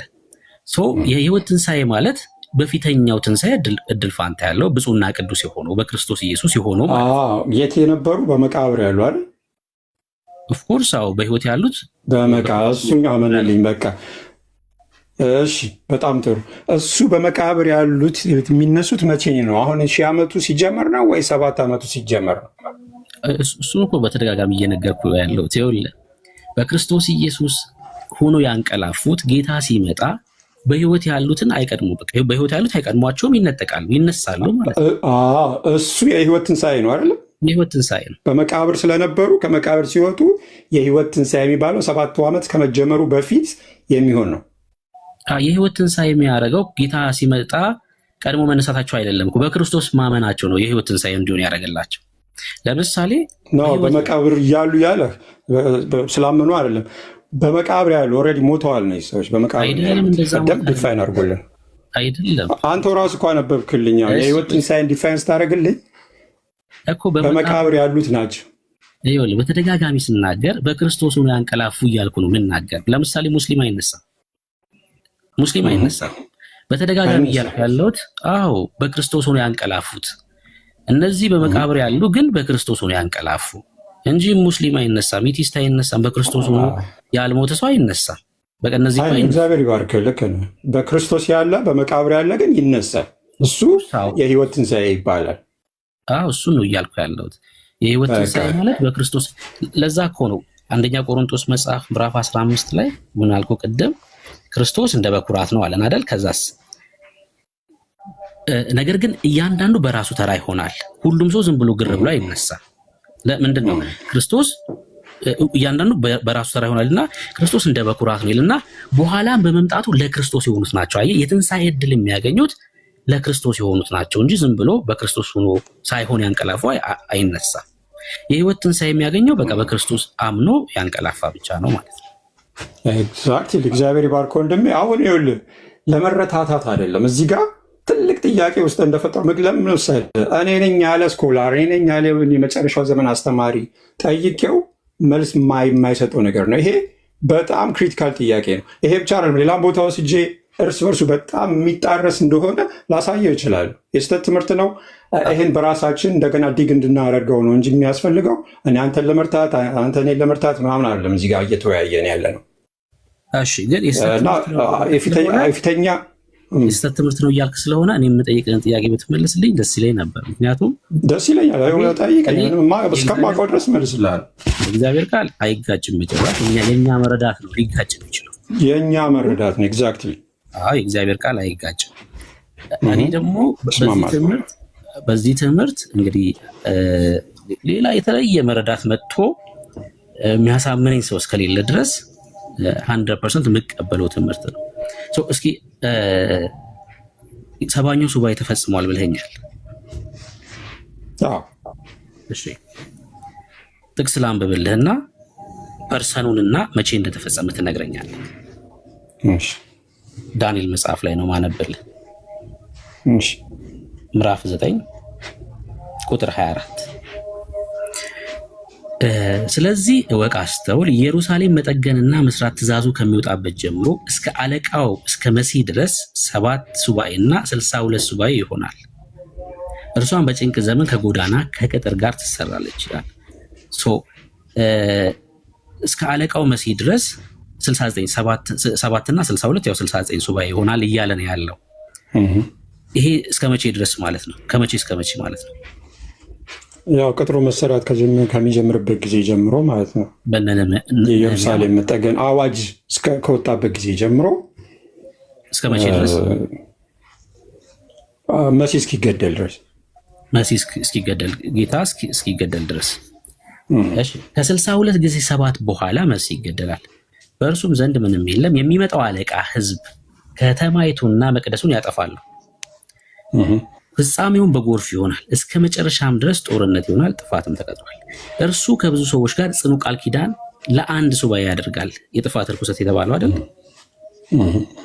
በሱባኤ እኩሌታ መስዋዕትና ቁርባን ያስቀራል። በርኩሰትም ጫፍ ላይ አጥፊው ይመጣል። እስከ ተቆረጠው ፍጻሜ ድረስ መቅሰፍት በአጥፊው ላይ ይፈሳል። ኦኬ፣ ይሄ የጥፋት ርኩሰት የተባለው ተፈጽመዋል ስላልክ በስም እናውቀዋለን። ማንም የሚባል ሰው ነው? እሱ እንግዲህ ታሪክ ምሁራን የሚሰጡት ትንታኔ አለ። ራሱ ቅድም ጠቅሰዋል፣ ኔሮን የሚሉት አለ። ከክርስቶስ በፊትም የነበረው ደግሞ ኤፒፋንስ ማን ነው የሚሉት እብዱ የሚባለው ንጉሥ አለ። በሱ ይተረጎማል። ግን አንቲዮያ እሱ አለ። እሱ ላይ አንቲዮኮስ ኤፒፋኒስ ማለት እኮ ጌታ ኢየሱስ ክርስቶስ ከመወለዱ ከ176 ዓመት በፊት የነበረ ግሪካዊ ሰው ነው። ከሴሉከስ ላይ ዳንኤል መጽሐፍ ምዕራፍ 8ን ካጠናኸው ከግሬት አሌክሳንደር ከሞተ በኋላ 4ቱ ጀነራሎች አለ የተነሱት እና ሴሉከስ፣ ካስማንደር፣ ፒቶሎሚ ተነሱ። ከዛ ሊትል ሆርን የተባለው አንቲዮኮስ ኤፒፋኔስ በ176 ከሴሉከስ ላይ ተነሳ። የመንን አካባቢ ነበር ይገዙ የነበሩት ማለት ነው ያኔ። ዘን ቤተ መቅደሱን አረከሰ። ለዛውም ደግሞ ለስንት ይላል? ለ2300 ጧትና ቀን ነው የሚለው። ይሄኛው 7 ዓመት ነው የሚለው፣ ያኛው ደግሞ ለ2300 ጧትና ማታና ጧት ነው የሚለው፣ ማታና ቀን ነው የሚለው። እሱ መሰለኝ እሱ በትክክል የእሱን ዘመን ነው የሚያሳየው። የጠዋት መስዋዕት አለ፣ የጠዋትና የማታ አለ። ሁለት ጊዜ ነው የሚሰሩት። ዘመኑ መቼ ነው? ለሁለት ስታካፍለው ዘመኑ መቼ ነው? ጌታ ከመወለዱ ከ176 ዓመት በፊት አልከው እኮ። 69ኛው ሱባኤ ራሱ የሚያልቀው እኮ የጌታ መስቀል ላይ ነው አይደለ? 70ኛው ሱባኤ የሚመጣው ከጌታ መስቀል በኋላ ነው ማለት ነው። ልክ ነው፣ እሱ ልክ ነው። 70ኛው ሱባኤ ከጌታ መስቀል በኋላ ኦልሬዲ ጀምሮ ነው። 70ኛው ሱባኤ ከጀመረ በኋላ ነው ጌታ የተገደለው፣ ልክ እንደ ትንቢቱ ማለት ነው። 69ኙ ጌታ ከመሰቀሉ በፊት አልቋል። 70ኛው ሲጀምር ተሰቀለ ጌታ። አንቲዮኮስ አይደለም ማለት ነው፣ ወደኋላ ሊመለስ ስለማይችል። እሺ፣ ይሄ ጌታ ከተሰቀለ በኋላ የመጣው የጥፋት ርኩሰት የተባለው ማን ነው?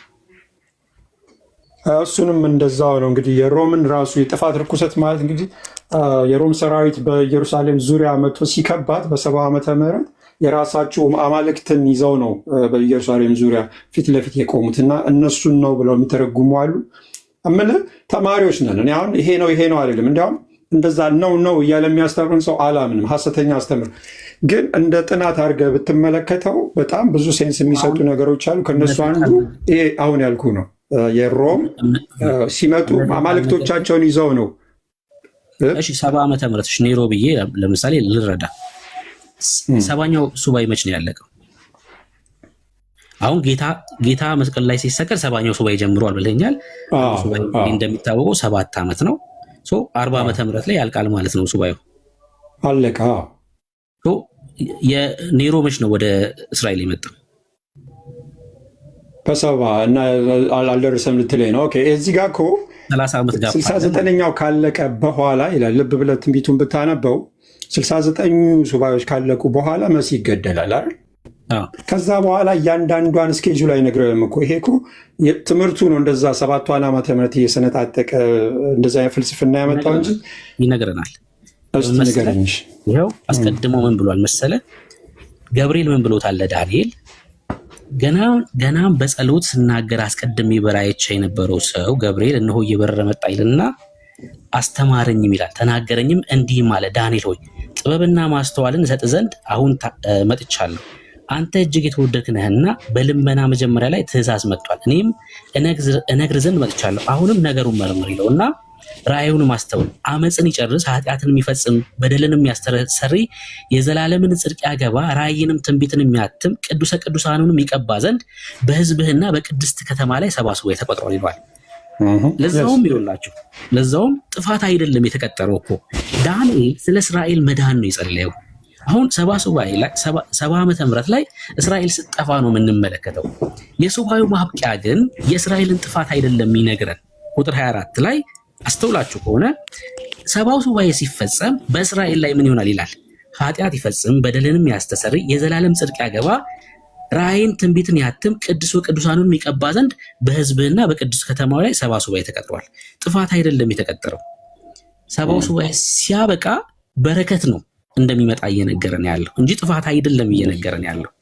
እና ቁጥሩን በትክክል ከ69 ቀጥሎ አንቲክራይስት እንደሚመጣ 70ኛው ሱባዔ ላይ ነግሮናል እንጂ ዘሎ የሆነ ዓመት 70 ዓመተ ምህረት ላይ የሆኑ ቁጥር ዘሎ እንደሚፈጸም አይደለም የሚነግረን። ለምን ቁጥር 24 አንቲክራይስት የሚመጣው በዚህ ነው ብሎ ተናግሯል። በ70ኛው ሱባዔ እንዴት የቱ ጋር ነው እንደዛ የሚለው አልገባኝም። ቁጥር 27 ላይ እንደዚህ ላይ ይኸው እርሱም ከብዙ ሰዎች ጋር ጽኑ ቃል ኪዳን ለአንድ ሱባዔ ያደርጋል። 69ኛው ሱባዔ ላይ መሲሁ ከተገደለ በኋላ ለአንድ የቀረችዋን ሱባዔ ለአንድ ሱባዔ ያደርጋል እና በሱባዔው ሁኔታ መስዋዕትና ቁርባን ያስቀራል። ከዛስ በርኩሰትም ጫፍ ላይ አጥፊው ይመጣል እስከ ተቆረጠውን ፍጻሜ ድረስ መቅሰፍት በአጥፊው ላይ ይሆናል ይላል። ልክ 69ኛው ሱባዔ ሲያልቅ ለአንድ ሱባዔ አንቲክራይስት ኪዳን ያደርጋል ብሎ ይነግራል። ኪዳን ያደርጋል። ኦኬ ፖይንት ገባኝ። እሺ እሱን እንግዲህ ከዚህ ከ70ው ጋር ከቀላቀል ነው እንዳልኩ ነው የምሁራኖች አስተያየቶች ብዙ አይነቶች አሉ። እንዳልኩ ቅድም መጀመሪያ ላይም ተዘጋጅቼ አይደለም የገባሁት። አንድ በአንድ በእነዚህ ጉዳዮች ላይ በደንብ ተዘጋጅቼ በሌላ ጊዜ ልነጋገር እንችላለን። ብዙ አይነት እንትኖች አሉ፣ መላምቶች። እንዲህ ሊሆን ይችላል፣ እንደዛ ሊሆን ይችላል። ሮማውያን በመጡ ሰዓት ላይ ወደ ኢየሩሳሌም በመጡ ሰዓት ላይ በዚያ ዘመን የነበሩ የእስራኤል ገዢዎች ከዛ ከሮም ገዢ ጋራ ሮምን ካፈረሰ ከሮም ገዢ ጋራ ኢየሩሳሌምና ቤተ መቅደሱን ካፈረሰው ጋር ቃል ኪዳን ፈጽመዋል እንዴ? አድርገዋል? ያ ጥሩ ጥያቄ ነው። አይደል ነው አልፈጸሙም። እሱን በዲቴይል አልፈጸሙም ማለትም አትችልም። እዚህ ላይ ነው እንግዲህ አሁን በደንብ መጠንቀቅ ያለብን። እሱም ጥናት ማድረግ ያስፈልጋል። ምን ብለው ነው የሚፈጽሙት? የፈጸሙት ነገር የለም። ታሪክም ጭምር እነ ጆሲፈስን አይ ቲንክ ካወቅ ማለት ምን ብለው ነው የሚፈጽሙት? አሁን በዛ ሰዓት ላይ የመጣው የሮም ቄሳር ንጉስ ምን ብሎ ነው የሚፈጽመው? አይሁዳውያንስ ምን ብለው ነው የሚፈጽሙት? አንደኛ በቀኝ ግዛት ውስጥ ነው ያሉት። ምን ብለው ነው የሚፈጽሙለት? አይፈጽሙለትም። እና ኪዳንን አላደረጉም ማለት ነው። ከአውሬው ጋር የሚደረግ ስምምነት በ69ኛው ሱባዔው ጋር የለም። ከአውሬው ጋር የሚደረገው ግንኙነት አሁን 70ኛው ሱባዔ ተፈጽሟል ብለው የሚሉ ሰዎች ትልቅ ወንድሞቼ እናቶቼ፣ በመጽሐፍ ቅዱስ ታሪክ ውስጥ ትልቅ ስህተት ይሳሳታሉ። የብሉይ ኪዳን መጽሐፍት በሚገባ አልተረዱም። በነቢያቱ የተናገረውን እግዚአብሔርን ቃል በፍጹም አልተረዱም። ከተረዱም የራሳቸውን መላምት እየሰጡ ማለት ነው። ለምን እስራኤል ቃል ኪዳን እንደምትፈጽም ያን ቃል ኪዳን ደግሞ ለ7 ዓመት እንደሚያደርጉ በሱባኤው ግማሽ ላይ ቃል ኪዳኑ ኮቨናንቱ እንደሚፈርስ ይናገራል ማለት ነው። ስለዚህ እስራኤል በታሪክ ውስጥ ያንን የፈጸመችበት የለም። መጽሐፍ ቅዱስም ላይ የለም፣ አታገኝም። በታሪክ ውስጥም የለም። የሚያሳየን ሰው ካለ ግን እኛ ለመማር ዝግጁ ነን። የለም። ይህን ቃል ኪዳን ግን የሚፈጽሙት መቼ ነው? 70ኛው ሱባኤ ሲጀምር ማለት ነው። 70ኛው ሱባኤ አሁን ገና ነው፣ አልጀመረም። አሁን የቤተ ክርስቲያን ዘመን ተብሎ የተባለበት በመጽሐፍ ቅዱስ ሊቃን ዘንድ የሚባለው ማለት ነው። እነኚህ የብሉይ ኪዳን ቅዱሳን ነቢያት በዚህ መካከል በ69ኛው እና በ70ኛው ሱባኤ መካከል ስላለው የቤተ ክርስቲያን ዘመን የተባለው ምንም የተገለጠላቸው ነገር የለም። ስለ 70ኛው ሱባኤ ግን ዳንኤል ይናገራል። 70ኛው ሱባኤ ሲጀምር ቅድም እንዳለው ከ70ኛው ሱባኤ መፈጸም በኋላ ጥፋት በይሁዳ ላይ ቢመጣም የያዕቆብ የመከራ ዘመን የሚባለው ነገር ቢመጣም ከዛ በኋላ ግን ያለው የመሲሁ የኢየሱስ ክርስቶስ መገለጥ ነው ማለት ነው። ስለዚህ እስራኤል ኪዳን ፈጽማለች ወይ? ይሄ ኪዳን ነው ከአውሬው ጋር የሚደረገው ኪዳን። ወንድሞች እናቶች፣ ያው እዚህ ለምሰሙ በትንቢተ ኢሳይያስ መጽሐፍ ምዕራፍ 28 ቁጥር 15 ላይ ይሄ ኪዳን ተፈጸመ ብሎ የሚል ማንም ተማሪ ካለ መጥቶ ከኔ ጋር ማውራት ይችላል። በታሪክ ውስጥ የሚያሳየን ካለ ከእስራኤል ጋር ማለት ነው። ኦኬ እናንተ ከሞት ጋር ያደረገ ማለት ቃል ኪዳን አድርገናል። አየ ቃል ኪዳን ነው እስራኤልን እናንተ ብሎ የሚላቸው የሚዩት አድርገው ሆሳና ቴንክ ዩ በኢየሩሳሌም ያለውን ህዝብ የሚገዙትን ነው። ይኸው እንደዚህ ብሎ ይላቸዋል። ስለዚህ በኢየሩሳሌም ያለውን ህዝብ የምትገዙ ፌዘኞች ሆይ፣ በኢየሩሳሌም ያለውን ህዝብ የሚገዙቱ ገዢዎቹን ፌዘኞች ሆይ የእግዚአብሔርን ቃል ስሙ ያላቸው ነው። እናንተ ከሞት ጋር ቃል ኪዳን አድርገናል፣ ከሲኦልም ጋር ተማምለናል፣ ሐሰትንም መሸሸጊያችን አድርገናል፣ በሐሰትም ተሰውረናል፣ የሚትረፈረፍን መቅሰፍት ባለፈ ጊዜ አይደርስብንም ስላላችሁ ካለ በኋላ ቀጥሎ የሚናገረውን ስሙ። ውጤቱን አይደለም የሚነግራቸው፣ በመካከል ላይ ደግሞ ሌላ ነገር ያስገባል። የነቢያት ልምዳቸው ነውና እንደዚህ ትንቢት ሲናገሩ አይደርስብንም ብላችሁ አይደርስብንም ስላላችሁ ካለ በኋላ ስለዚህ ጌታ እግዚአብሔር እነሆ ይላል። ሌላ አዲስ ነገር፣ ይህን ሳይጨርስ ሌላ አዲስ ነገር አመጣ ማለት ነው። ስለዚህ ጌታ እግዚአብሔር እንዲህ ይላል፣ እነሆ በጽዮን ድንጋይን ለመሰረት አስቀምጣለሁ፣ የተፈተነው የከበረውን መሰረቱን የጸናውን የማዕዘኑን ድንጋይ የሚያምን አያፍርም። ይሄኛውን ሳይጨርስ ልማዳቸው ነው። ነቢያት እንደዚህ ሲናገሩ እንዲህ አይነት ልማድ አላቸው። ቁጥር 16 ላይ የሚትረፈረክ መቅሰፍት ባለፈ ጊዜ አይደርስብንም ስላላችሁ 16ኛውን ቁጥር ዘለዋለሁ። ምክንያቱም ይሄ ስለ አውሬው ነው የሚናገረው፣ ልብ በሉ። ይሄ ግን ስለ መሲሁ ስለ ኢየሱስ ክርስቶስ ነው የሚናገረው። ስለ ሁለቱ መሲሆች ነው የሚናገረው። እዚህ ጋር ከሞት ጋር ቃል ኪዳን አድርገናል፣ ከሲኦል ጋር ተማምለናል፣ ሐሰትን መሸሸጊያችን አድርገናል ማለት ወደ ሐሰት አውሬው ሐሰተኛ ነው ማለት ነው። እሱን ተሸሽገውታል። የያዕቆብን አምላክ ሳይሆን መሸሸጊያ ያደረጉት እሱን ተሸሽገውታል። በሐሰት ታምነዋል፣ ከእሱ ጋር ቃል ኪዳን አድርገዋል። ነቢዩ ግን ሲጠራው፣ እግዚአብሔር ግን ሲጠራው፣ ይህንን የአመፅን ሰው ሲጠራው ሞት ብሎ ነው የሚጠራው፣ ሲኦል ብሎ ነው የሚጠራው። እነሱ ከሰውየው ጋር ሲፈራረሙ የተፈራረሙት ከሞት ጋር እንደሆነ አላወቁም። በነቢያቱ ግን በእግዚአብሔር አባቶች በእግዚአብሔር አፍ በተናገሩ ነቢያቶች አፍ ግን ሞት ሲኦል ተብሎ ነው የሚጠራው። ሰውየውን ሐሰተኛው ሰው ነው። ልብ በሉ። ይሄ ደግሞ ጻድቁ ጌታ ነው። ሁለቱን መሲሐዎች ያስቀምጣል። ይሄ ሐሰተኛው መሲህ ነው፣ ይሄኛው እውነተኛው መሲህ ነው። ኦኬ አይደርስብንም ስላላችሁ ካለ በኋላ ቁጥር 16 እንዘለዋለን። ለገመድና ለፍርድ ለቱንቢም ጽድቅን አደርጋለሁ፣ በረዶም የሐሰትን መሸሸጊያ ይጠርጋል አለ። ያ ቀን በእግዚአብሔር ዘንድ የታወቀ ቀን ነው ብሎ ያለው ዘካርያስ ማለት ነው። በዚያን ቀን ፀሐይ አይጨልምም፣ ራሱ ፀሐይም ተወታ አይጨልምም። በእግዚአብሔር ቀን በጣም የታወቀ ቀን ያ ቀን። ኦኬ መሸሸጊያ ይጠርጋሉ፣ ውኆችም መሰወሪያውን ያሰጥማሉ ካለ በኋላ ከሞት ጋር ያደረጋችሁት ቃል ኪዳን ይፈርሳል አላቸው። 3 ዓመት ተኩል 3 ዓመት ተኩል ከ6 ወር ማለት ነው። 6 ወር ያው 12 ማለት ነው። 1 ዓመት ማለት ነው። 12 3 6 እዚህ ጋር 1 7 ይሄ ሱባኤ ጋር አልተነካም። ወንድሞቼ እናቶቼ በጌታ በኢየሱስ እንለምናችሁ እሺ፣ አልተነካም። ተነክቷል ብሎ የሚለኝ ካለ እኔ እንዲህ አይነት ትንቢት በጣም ብዙ አመጣለሁ። እሱም መጥቶ አንድ ሰው ያስረዳ። እስራኤል ከሞት ጋር ቃል ኪዳን ያደረገችበትን ዘመን ያሳየን፣ በታሪክ ውስጥም በምን ውስጥም ማለት ነው። ልብ በሉ። ከሞት ጋር ያደረጋችሁት ቃል ኪዳን ይፈርሳል አላቸው። ሐሰተኛውን ሰው የሚመጣውን ሐሰተኛውን መሲህ ነቢያት እግዚአብሔር ሞት ብሎ ነው የሚጠራው፣ ሲኦል እያለ ነው የሚጠራው። እኛም እሱ በጠራው ነው የሚጠራው። ከሲኦል ጋር ተማምለናል ማለት የተማማላችሁበት መሐላ አይጸናም አላቸው። አይጸናም።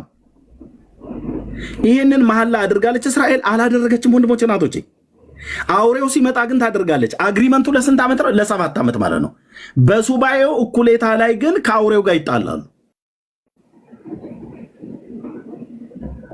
ይሄ በታሪክ ውስጥ ሆኗል። አንድ ቴዎሎጂያዊ መጥቶ ፊት ለፊት ቀርቦ የሚያወራ ከሆነ መጥቶ ያወራ። ያው ኮሜንታሪ እያገላበጠ የሚመጣ ትውልድ ማለት ነው እንጂ ብሉይ ኪዳንን በሚገባ ያጠና ሰው ካለ ቃሉ ላይ ቆሞ፣ እኔ ቃሉ ላይ ቆሜ ነው የማወራው። ቃሉ ላይ ቆሜ ማለት ነው። ኮሜንታሪ ያገለባብጠው ለቃቅሞ የሚመጣውን ሰው አይደለም ነው የምፈልገው። በትክክል ቃሉ ላይ ቆሞ የነቢያት ቃል ላይ ቆሞ የእግዚአብሔር መንፈስ በውስጡ ያለበት ሰው፣ እኔ በውስጤ የእግዚአብሔር መንፈስ ስላለ እንዳልሳሳት ጋይድ ያደርገኛል፣ ያርመኛል። ከተሳሳትኩም ደግሞ ተሳስቻለሁ እላለሁ፣ ሶሪ እላለሁ ማለት ነው። ይህንን አግሪመንት እስራኤሊቱ ጋር ነው ተፈራርማ የምታውቀው። በታሪክ ውስጥ ያሳዩን። ይሄ ሐሰተኛው ሰውን ከመምጣቱ በፊት ግን እግዚአብሔር እየነገራቸው ነው። በጽዮን የከበረን የማዕዘን ድንጋይ አኖራለሁ፣ በእርሱ የሚያምን አያፍርም ብሎ አለ። ስለዚህ ሐሰተኛው ሰው ከመምጣቱ በፊት እውነተኛውን ላከው። ይኸው የጽዮኑን አለት ላከው ማለት ነው። ኢየሱስ ክርስቶስን አላመኑበትም እስራኤላውያን። ስለዚህ አሁን ኔክስት የሚያደርጉት ይሄ የጽዮኑ አለት የእግዚአብሔር ልጅ በ69ኛው ሱባኤ መጨረሻ ላይ ሞተ ማለት ነው። ስንት ሱባኤ ይቀራል? አንድ ሱባኤ ስንት ዓመት ነው? 7 ዓመት። ማን ያለው? የእግዚአብሔር ቃል። ይህን እቃወማለሁ ብሎ የሚል ሰው ካለ ገብቶ ከኛ ጋር ማውራት ይችላል። ይሄ 7 ዓመት ብቻውን ተከልሎ የተቀመጠ አለ። 7 ዓመት። ይሄ 7 ዓመት ውስጥ 7ቱ ዓመት የያዕቆብ የመከራ ዘመን ተብሎ የሚባልበት ዘመን ውስጥ የተካተተ ነው። የ70ኛው ሱባኤ እኩሌታ ላይ ለያዕቆብ የመከራ ዘመን ይመጣበታል።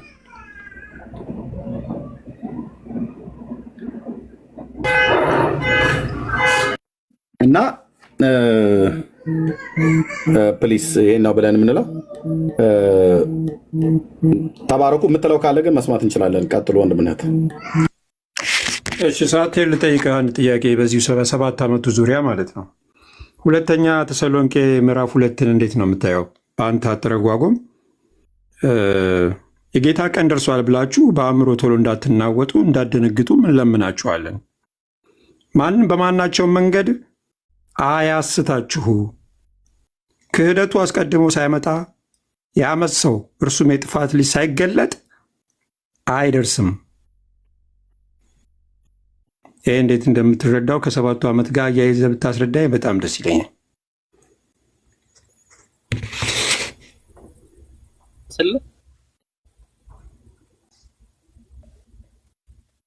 ሆሳና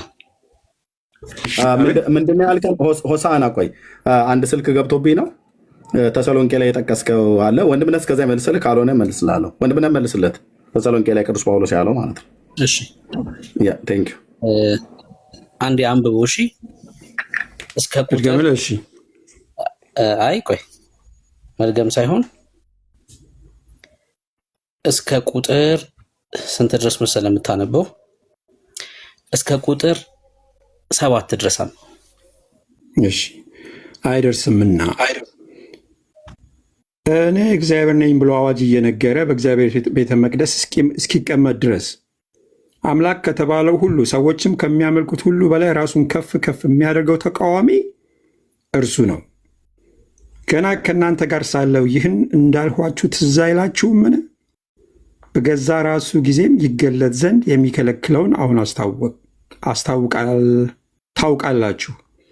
የዓመፃ ምስጢር አሁን ይሰራልና ብቻ ከመንገድ እስኪወገድ ድረስ አሁን የሚከለክል አለ። ቴንክ ዩ። ቅዱስ ጳውሎስ ምን እያለን ያለው? ወንድሞች ሆይ ስለ ጌታችን ስለ ኢየሱስ ክርስቶስ መምጣትና ወደ እርሱ ስለመሰብሰባችን ተሰሎንቄ እንግዲህ ሁለተኛው መልእክቱ ነው። የመጀመሪያው መልእክቱ ላይ ወደ ክርስቶስ ኢየሱስ እንደምንሄድ ስለመነጠቃችን ምናምን ነግሯቸዋል፣ ጽፎላቸዋል። እና ሁለተኛው መልእክቱ ላይ አትሸበሩ ነው መልእክቱ። የዚህኛው ገና ነው እያላቸው ነው ጳውሎስ። እሺ ወይም ከኛ እንደሚመጣ መልእክት የጌታ ቀን ደርሷል ብላችሁ ከአእምሯችሁ ቶሎ እንዳትናወጡ፣ ይሄ ሁለተኛው መልእክቱ ስለሆነ ማለት ነው። እንዳትደነግጡም እንለምናችኋለን ይላል። ከዛ የጌታ መምጣት ምልክት ይነግራችኋል። ምልክት ከዛስ ማንም በማናቸውም መንገድ አያስታችሁ፣ ክህደቱ አስቀድሞ ሳይመጣና የዓመፅ ሰው እርሱ የጥፋት ልጅ ሳይገለጥ አይደርስምና። የጌታ መምጣት የእሱ መገለጥ ከእሱ መገለጥ ጋር የተያያዘ ነው እያለን ነው ያለው ጳውሎስ። እሱ መገለጥ መቻል አለበት። ኦኬ የጌታ መምጣት ምን ይላል? ከዛ ይመጣና ይሄ የአንቲክራይስት ተፈጽሟል ብለህ ታምናለህ? ይሄ አንቲክራይስት ኖ በመጨረሻው ዘመን ይመጣል እኮ። ታዲያ እኮ ነው የጥፋት ርኩሰት እኮ ዳንኤል ላይም 7ኛው ሱባኤ ላይ ያለው ቅድም ኤርሚ የሚያነበበልህ ሞት የተባለው እኮ ይሄ እኮ ነው። ይሄ ነው አሁን እኮ ጥያቄ የዓመፅ ሰው ሳይገለጥ እመልስልሃለሁ። እሱም እመልስልሃለሁ። ግን ይሄ መሆኑን ካመንክ እኮ ኦልሬዲ እኮ 7ኛው ሱባኤ ላይ አልተፈጸመም ማለት እኮ ነው። 70 ዓመተ ምህረት ላይ አልተፈጸመም ማለት እኮ ነው። አልተፈጸመም 70 ሱባኤ እያልከኝ ያለው ይሄ ነው። ይሄ መሆኑን ካመንክ ማለት ነው። እሺ ወደ መልሴ ልሂድ። እኔ እግዚአብሔር ነኝ ብሎ አዋጅ እየነገረ በእግዚአብሔር ቤተ መቅደስ እስኪቀመጥ ድረስ አምላክ ከተባለ ሁሉ ሰዎችም ከሚያመልኩት ሁሉ በላይ ራሱን ከፍ ከፍ ዳንኤል ላይም ራእይም ላይ እንደጻፈው የሚያደርግ ተቃዋሚ እርሱ ነው። ገና ከእናንተ ጋር ሳለው ይህን እንዳልኳችሁ ትዝ አይላችሁምን? በገዛ ራሱ ይገለጽ ዘንድ የሚከለክለውን አሁን ታውቃላችሁ። ይሄ ነው ፖይንቱ። እንዳይገለጥ ይሄ ጥፋት ርኩሰት የሚከለክለው ማን እንደሆነ ታውቃላችሁ። የጥፋት ርኩሰት እንዲገለጥ ይሄ የሚከለክለው መወገድ መቻል አለበት። ቀጥሎ እንደዚህ ይላል፣ የአመፅ ሚስጥር አሁን ይሰራል። ስፕሪቱ ይሰራል፣ ስፕሪቱ አለ አይደል? ግን በሙላት ተገልጦ እንዳይሰራ ግን የሚከለክለው አለ። ቁጥር 6 ቁጥር 7 የአመፅ ሚስጥር አሁን ይሰራል፣ ብቻ ከመንገድ እስኪወገድ ድረስ አሁን የሚከለክል አለ። የጥፋት ርኩሰት ተገልጦ እንዳይሰራ። ይሄ የሚከለክለው አለ የተባለው ምንድን ነው? የጌታ መንፈስና ቤተክርስቲያን፣ የእግዚአብሔር መንፈስና ቤተክርስቲያን። መንፈሱና ሙሽራይቱ ና ይላሉ ጌታን። አንቲክራይስት እንዳይገለጥ በሙላት እንዳይሰራ የሚከለክለው ማን ነው? ቤተክርስቲያንና የእግዚአብሔር መንፈስ። የእግዚአብሔር መንፈስ መወገድ ቦታ መልቀቅ። መወገድ የሚለው መልቀቅ ነው፣ ስፍራ መልቀቅ ማለት ነው። ልክ ቤተክርስቲያን ስፍራ ስትለቅ ምን ይሆናል? በሙላት ይሰራል ማለት ነው። ይሄ የሚሆነው መች ነው? ልክ እሱ ሲገለጥ፣ ልክ አገልግሎቱን ሲጀምር ቤተክርስቲያን ስፍራ ትለቃለች ማለት ነው። እሱን ነው ጳውሎስ የሚነግረን ማለት ነው። እኔ ያልጠየቁን ኩትታው ሌላውን እየተረጎምክልኝ ያለው ከላይ ያለውን ቁጥር 2 ላይ ያለውን እኮ ነው የጠየቁህ። አዎ እኮ እሱን ነው እኮ የመለሰው። የጥፋት ልጅ ሳይገለጥ አይደርስም የተባለው ምኑ ነው እሱ? አዎ እኮ የጥፋት ልጅ ምን ይኸውልህ፣ እሱን ነው አብራርችልህ የመጣሁት። ክፍሉ እሷን ማብራራችን ጥያቄ መልስ። አችን ብቻ አጭር መልስ የምትጠይቀዋ ሳይገለጥ የጥፋት ልጅ ሳይገለጥ አይደርስም የተባለው ምኑ ነው የማይደርሰው? እሺ ይኸው ስማኝ ልመልስልህ። ቁጥሩ 2 ላይ አይደለም ተቆርጦ የሚቀረው። ለዛ ነው እስከ ቁጥር 7 ያስነበብኩ። ሐሳቡን የምታገኘው ሙሉ ክፍሉ የምታገኘው እስከ ቁጥር 7 ስታነብ ነው። ለዛ ነው እስከ ቁጥር 7 ያስነበብኩ። ላንብበው ድጋሜ። ነገር ግን ወንድሞች ሆይ ስለ ጌታችን ስለ ኢየሱስ ክርስቶስ መምጣት እና ወደ እርሱ ስለመሰብሰባችን፣ ምክንያቱም ተሰሎንቄ 4 ላይ ስለመሰብሰባችን ነግሯቸዋል። ተሰሎንቄ 5 ላይ የጌታን እንደ ሌባ መምጣትና ደግን በእኛ ላይ እንደማይመጣ ነግሯቸዋል። አሁን ስለ ጌታ መምጣት ወደ እሱ ስለመሰብሰባችን በመንፈስ ወይም በቃል ወይም ከኛ እንደሚመጣ መልእክት የጌታ ቀን ደርሷል ብላችሁ ከአይምሯችሁ ቶሎ እንዳትናወጡ እንዳትደነግጡ እንለምናችኋለን። እያሳሰባችሁ ተባረክ ብሩክዬ። እሺ እያሳሰባችሁ ያለው በመጀመሪያው መልእክቱ ላይ ስለመነጠቃቸው ስለነገራቸው ደርሷል ብላችሁ አትታወኩ። ይሄ የሚሆነው ይሄ ጥፋት ርኩሰት የተባለው ይሄ ስድብ አፍ የተሰጠው እርሱ የሚገለጥበት ሰዓት ላይ ነው ያላቸው። ቁጥር 3 ላይ ማንም በማናቸው መንገድ አያስታችሁ ክህደቱ አስቀድሞ ሳይመጣ ወደ የጌታ መምጣትና የኛ ወደሱ መሄድ የክህደቱ መምጣት መቻል አለበት። ነገር ግን ይሄ የክህደት ሰው የተባለው የአመፅ ርኩሰት የተባለው እንዳይመጣ አሁን የከለከለው ማን ነው አለ? ኖ ዘለልከዋ። እዛ ጋር ወደ ከለከለው አትሂድ። እዚህ ጋር ከሆነ የጥፋት ሳይገለጥ አይደርስም የምትለዋን ብቻ ከሆነ አሁን እሷ ለምትዘላታል። ምንድን ነው የማይደርሰው? ይኸው ስማኝ፣ ማንም በማናቸው መንገድ አያስታችሁ ክህደቱ አስቀድሞ ሳይመጣና የአመፅ ሰው እርሱ የጥፋት ልጅ ሳይገለጥ አይደርስምና። ምኑ ነው የማይደርሰው? የጌታ መምጣትና ወደ እርሱ ስለመሰብሰባችን አይደርስም። አትታወቁ ይላል። እሷን ጨረስክልኝ። የጌታ መምጣት አይደርስም ምን ካልሆነ የጥፋት ልጅ ሳይገለጥ መጀመሪያ የጥፋት ልጅ መገለጥ አለበት አይደል? አይደለም፣ እንደዛ አይደለም እያለ ያለው እሱን አይደለም እያለ። የአማርኛው በጣም ግልጽ ነው ወንድምዬ። ለብቻችን እናጥነው። ግን እዚህ ጋር አማርኛውን ግልጽ በሆነ ሁኔታ ብታስቀምጠው በጣም ጥሩ አድርገህ ያስቀመጥከው። እንዲያውም ከመጀመሪያው መልእክት ጀምረህ ነው ያመጣህልን። ስለ ጌታ መምጣት ነው የመጀመሪያው መልእክት። ሁለተኛው መልእክት ከዛው ይጀምራል፣ ስለ ጌታ መምጣት ይናገርና ግን አደንግጡ የጥፋት ልጅ ሳይገለጥ የጌታ መምጣት አይደርስም። ስለጠየቀኝ ስማኝና ከዛ ደግሞ ትክክል ያልሆነውን ፖይንት አሳኝና እኔ ደግሞ አንተን ልጠይቅህ። እንደዛ ቢሆን ሰዎች ይማራሉ። ይቅርታ፣ እሺ ቀጥል። አሁን ጳውሎስ እንዲረጋጉ ነው እየነገራቸው ያለው። በቃ አትደንግጡ። እኛ የጌታ መምጣት እና ወደ ጌታ መሰብሰባችን የሚሆነው ይሄ የጥፋት ርኩሰት ሲገለጥ ነው። እና ተረጋጉ ነው መልእክቱ። ግን እንዳይገለጥ ደግሞ የሚከለክለው ግን አለ ነው እያላችሁ ያለው። አግኝታችሁኛል? እንዳይገለጥ አሁን የሚከለክለው አለ። እሱ ያ የሚከለክለው ሲወገድ ይገለጣል። ግን አሁን ሆኗል ብላችሁ አሁን ሊሆን ነው ብላችሁ ግን አትታወቁ። እኛም ለመሄድ ጌታም ለመምጣት ምን መሆን አለበት? ይሄ ክህደት የተባለው የጥፋት ርኩሰት መገለጥ አለበት። ያ ጊዜ መፈጸም አለበት። አሁን ግን ይኸውላችሁ እንዳይፈጸም አሁን እንዳይገለጥ እሱ ያው የታወካችሁበት ነገር እንዳይፈጸም ግን እየከለከለው አካል አለ እያላቸው ነው ጳውሎስ። ያ የከለከለው አካል ግዴታ መሄድ አለበት። የከለከለው አካል ደግሞ ለመሄድ የአሕዛብ ሙላት መሆን አለበት ወገኖች አይደል? ሮሜ መጽሐፍ ምዕራፍ 11 የአሕዛብ ሙላት መሆን አለበት የከለከለው አካል ከመንገድ እንዲለቅ። አሁን የተናገርኩት ትክክል ካልሆነ እዚህ ጋር ትክክል አይደለም በለኝና ደግሞ አንተ ልጠይቅ የአንተን መረዳት እንድናውቀው። እሺ እኔ አሁን ትክክል አይደለም ልክ ነው ሳይሆን የቅድሙ አይነት ችግር ነው። አሁንም የሰዎች ቲዮሪ ስለሆነ እዚህ ጋር አሁን የሚከለክል አለ የሚለው መንፈስ ቅዱስን ነው፣ ቤተክርስቲያንን ነው። ስለዚህ ቤተክርስቲያን እስክትነጠቅ ድረስ ትከለክለዋለች የሚለው ቲዮሪ ነው፣ የሰዎች ፍልስፍና። እዚህ ጋር ምንም እንደዛ ያንተን ንገረን። አሁን እኔ ተናግሬ የለ። ስለዚህ በትክክል በጣም ጥሩ። አንተ እንዳልከው ስመጣ አንደኛ ተሰሎንቄ ላይ ስለ ጌታ መምጣት ይናገራል፣ ሁለተኛም ላይ ይናገርና ግን ያመሰው ሳይገለጥ አይደርስም ይላቸዋል። ስለዚህ መጀመሪያ ያመሰው ይገለጣል፣ ከዛ በኋላ ነው ወደ ጌታ መሰብሰባችን የሚከተለው ይላል። ስለዚህ የአመሰው ሳይገለጥ እንነጠቃለን የሚለውን ትምህርት አመድ ያደርገዋል። ይህ ቃል በትክክል የእግዚአብሔርን ቃል እቀበላለሁ የሚል ሰው ይሄን ቃል ሊዘለው አይችልም። በቃ እዚህ ጋር ይሄን ካለ በኋላ እንዲያውም አያስታችሁ ይላል። ደንበኛ የማሳሳቻ ትምህርት እንደሆነ ራሱ እዚህ ጋር ይነገረናል ማለት ነው። ጌታ ከመምጣቱ በፊት አመፃ ያመፀው ከመገለጡ በፊት እንነጠቃለን የሚለው የስተት ትምህርት መሆኑ ራሱ ይጠቅሰዋል እዚህ ጋር። ከዛ በኋላ እኔ እግዚአብሔር ነኝ ብሎ አዋጅ እያስነገረ ምናምን የሚለው በጠቅላላ ስለዚህ ሰው የሚያደርገውን ነገር ነው የሚነግረው። አሁን የሚከለክል አለ የሚለው እንደዛ እንዳይገለጥ ይከለክላል። ጌታ ይከለክላል። በቃ ድፍን ያለ አነጋገር ነው። ቤተክርስቲያን ነች ምድር ላይ ስለሆነች ነው ምናምን የሚለው የሰዎች ቴዎሪ ነው። ጌታ ነው የሚከለክለው አሁን እንዳይገለጥ፣ ግን በፈቀደለት ሰዓት ይገለጣል። ያንን ነው የሚናገረው፣ ሌላ ትርጉም የለውም። ኦኬ፣ በገዛ ራሱ ይገለጥ ዘንድ የሚከለክለውን አሁን ታውቃላችሁ።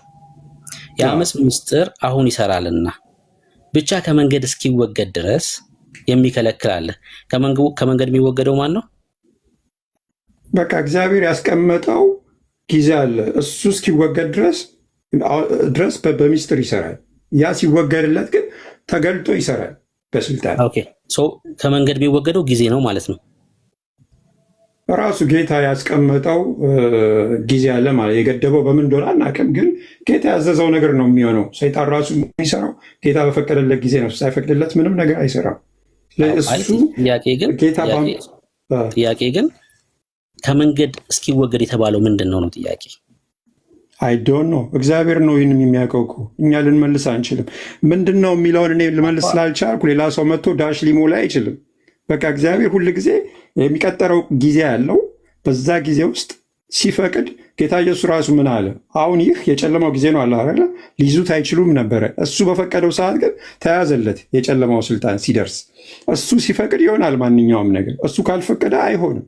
ስለዚህ እስኪፈቅድለት ድረስ ባለው ጊዜ በሚስጥር ይሰራል። ግን አላቅም የሚል ሰው ግን ትክክል አይደለም የማለት አቅም አይኖረውም ማለት ነው። መሞገት የማይችል ሰው ማለት ማታቅ ከሆነ ትክክል አይደለህም ለማለትም ብቁ አይደለህም ማለት ነው። ሶሪ እንደዚህ ስላልኩኝ። ለምን ምንም ችግር የለም። እሱ አሁን ሁላችንም ህሊና አዳማጩም ህሊና ያለን ሰዎች ነን። ስለዚህ የሞላኸውን ዳሽ እኔ አልቀበለው። እዛ ጋር እግዚአብሔር አልነገረንም፣ አልተጻፈም እንደሱ። አይ ተቀበል ምናምን ሳይሆን እያልኩ ያለሁት ግን እዛ ጋር የተጻፈው የጥፋት ርኩሰት እንዳይገለጥ የሚከለክለው አለ የሚለውን አልሀቅም ካልከኝ አላልኩም። ጌታ ነው የሚከለክለው። ግን ምንድን ነው ብለህ ጠየቀኝ። እንዲህ አይነት ነገር ጥያቄ የሚወገደው ምንድን ነው? አሁን እየከለከለ ያለ የሚወገደው ምንድን ነው? ጥያቄ ይወገዳል የተባለው ያ ምልህ እሱ ጌታ በምን አይነት መንገድ እንደሚከለክል እኔ ኤክስፕሌን ላደርግልህ አልችልም። ጌታ ነው የሚከለክለው። እሱ ባወሰነው ጊዜ ደግሞ ይፈቅድለታል በስልጣን እንዲሰራ። ግን ያ ነገር ምንድን ነው የሚከለክለው ካልከኝ ልመልስልህ አልችልም። በዚህ ደግሞ ምንም ሮንግነትን የሚያረጋግጥ ነገር አይደለም ያለው።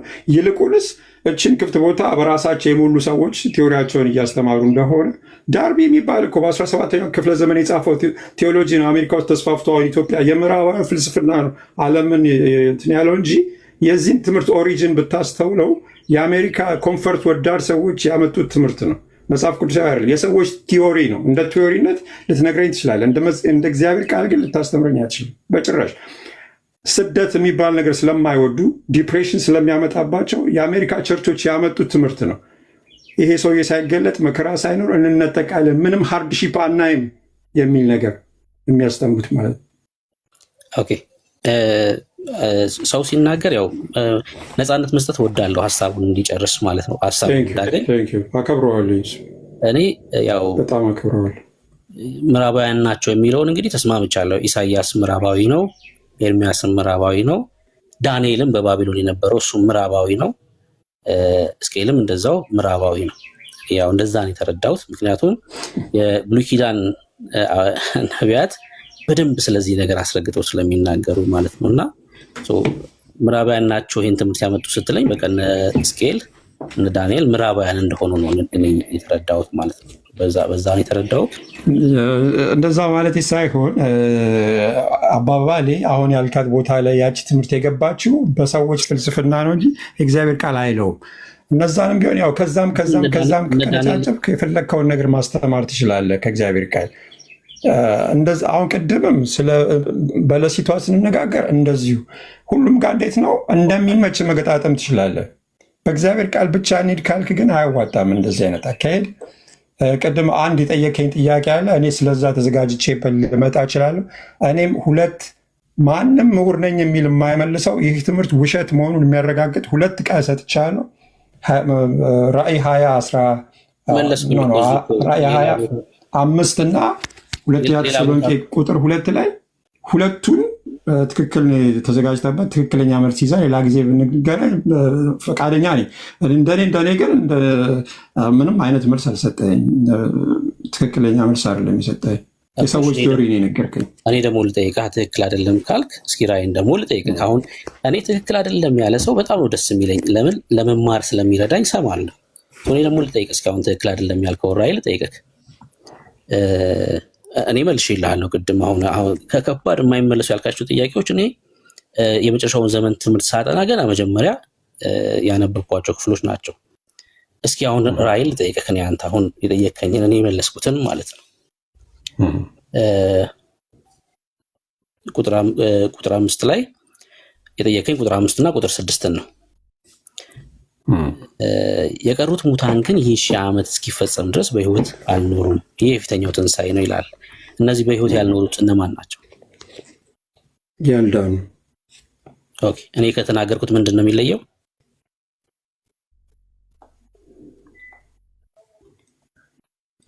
አሁን የመለስከው የሚለይ ምንም ቲንክ በዛ ምንለያይ አይመስለኝም።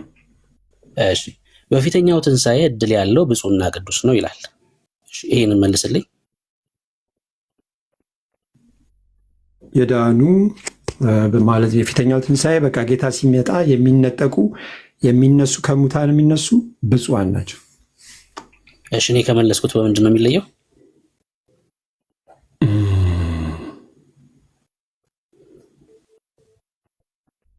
በ7 ዓመት በፊት የነበረው ላይ ነው ጥያቄው እኮ እንጂ እዚህ ጋር ምንም ችግር የለም እኮ። ይሄ የፊተኛ ከተባለ ከ7 ዓመት በፊት የተነሱት ስንተኛ ትንሣኤ ሊባል ነው ስለ ነው ያልመለስክልኝ እንጂ ይሄንማ እኮ አልተቃወምኩም።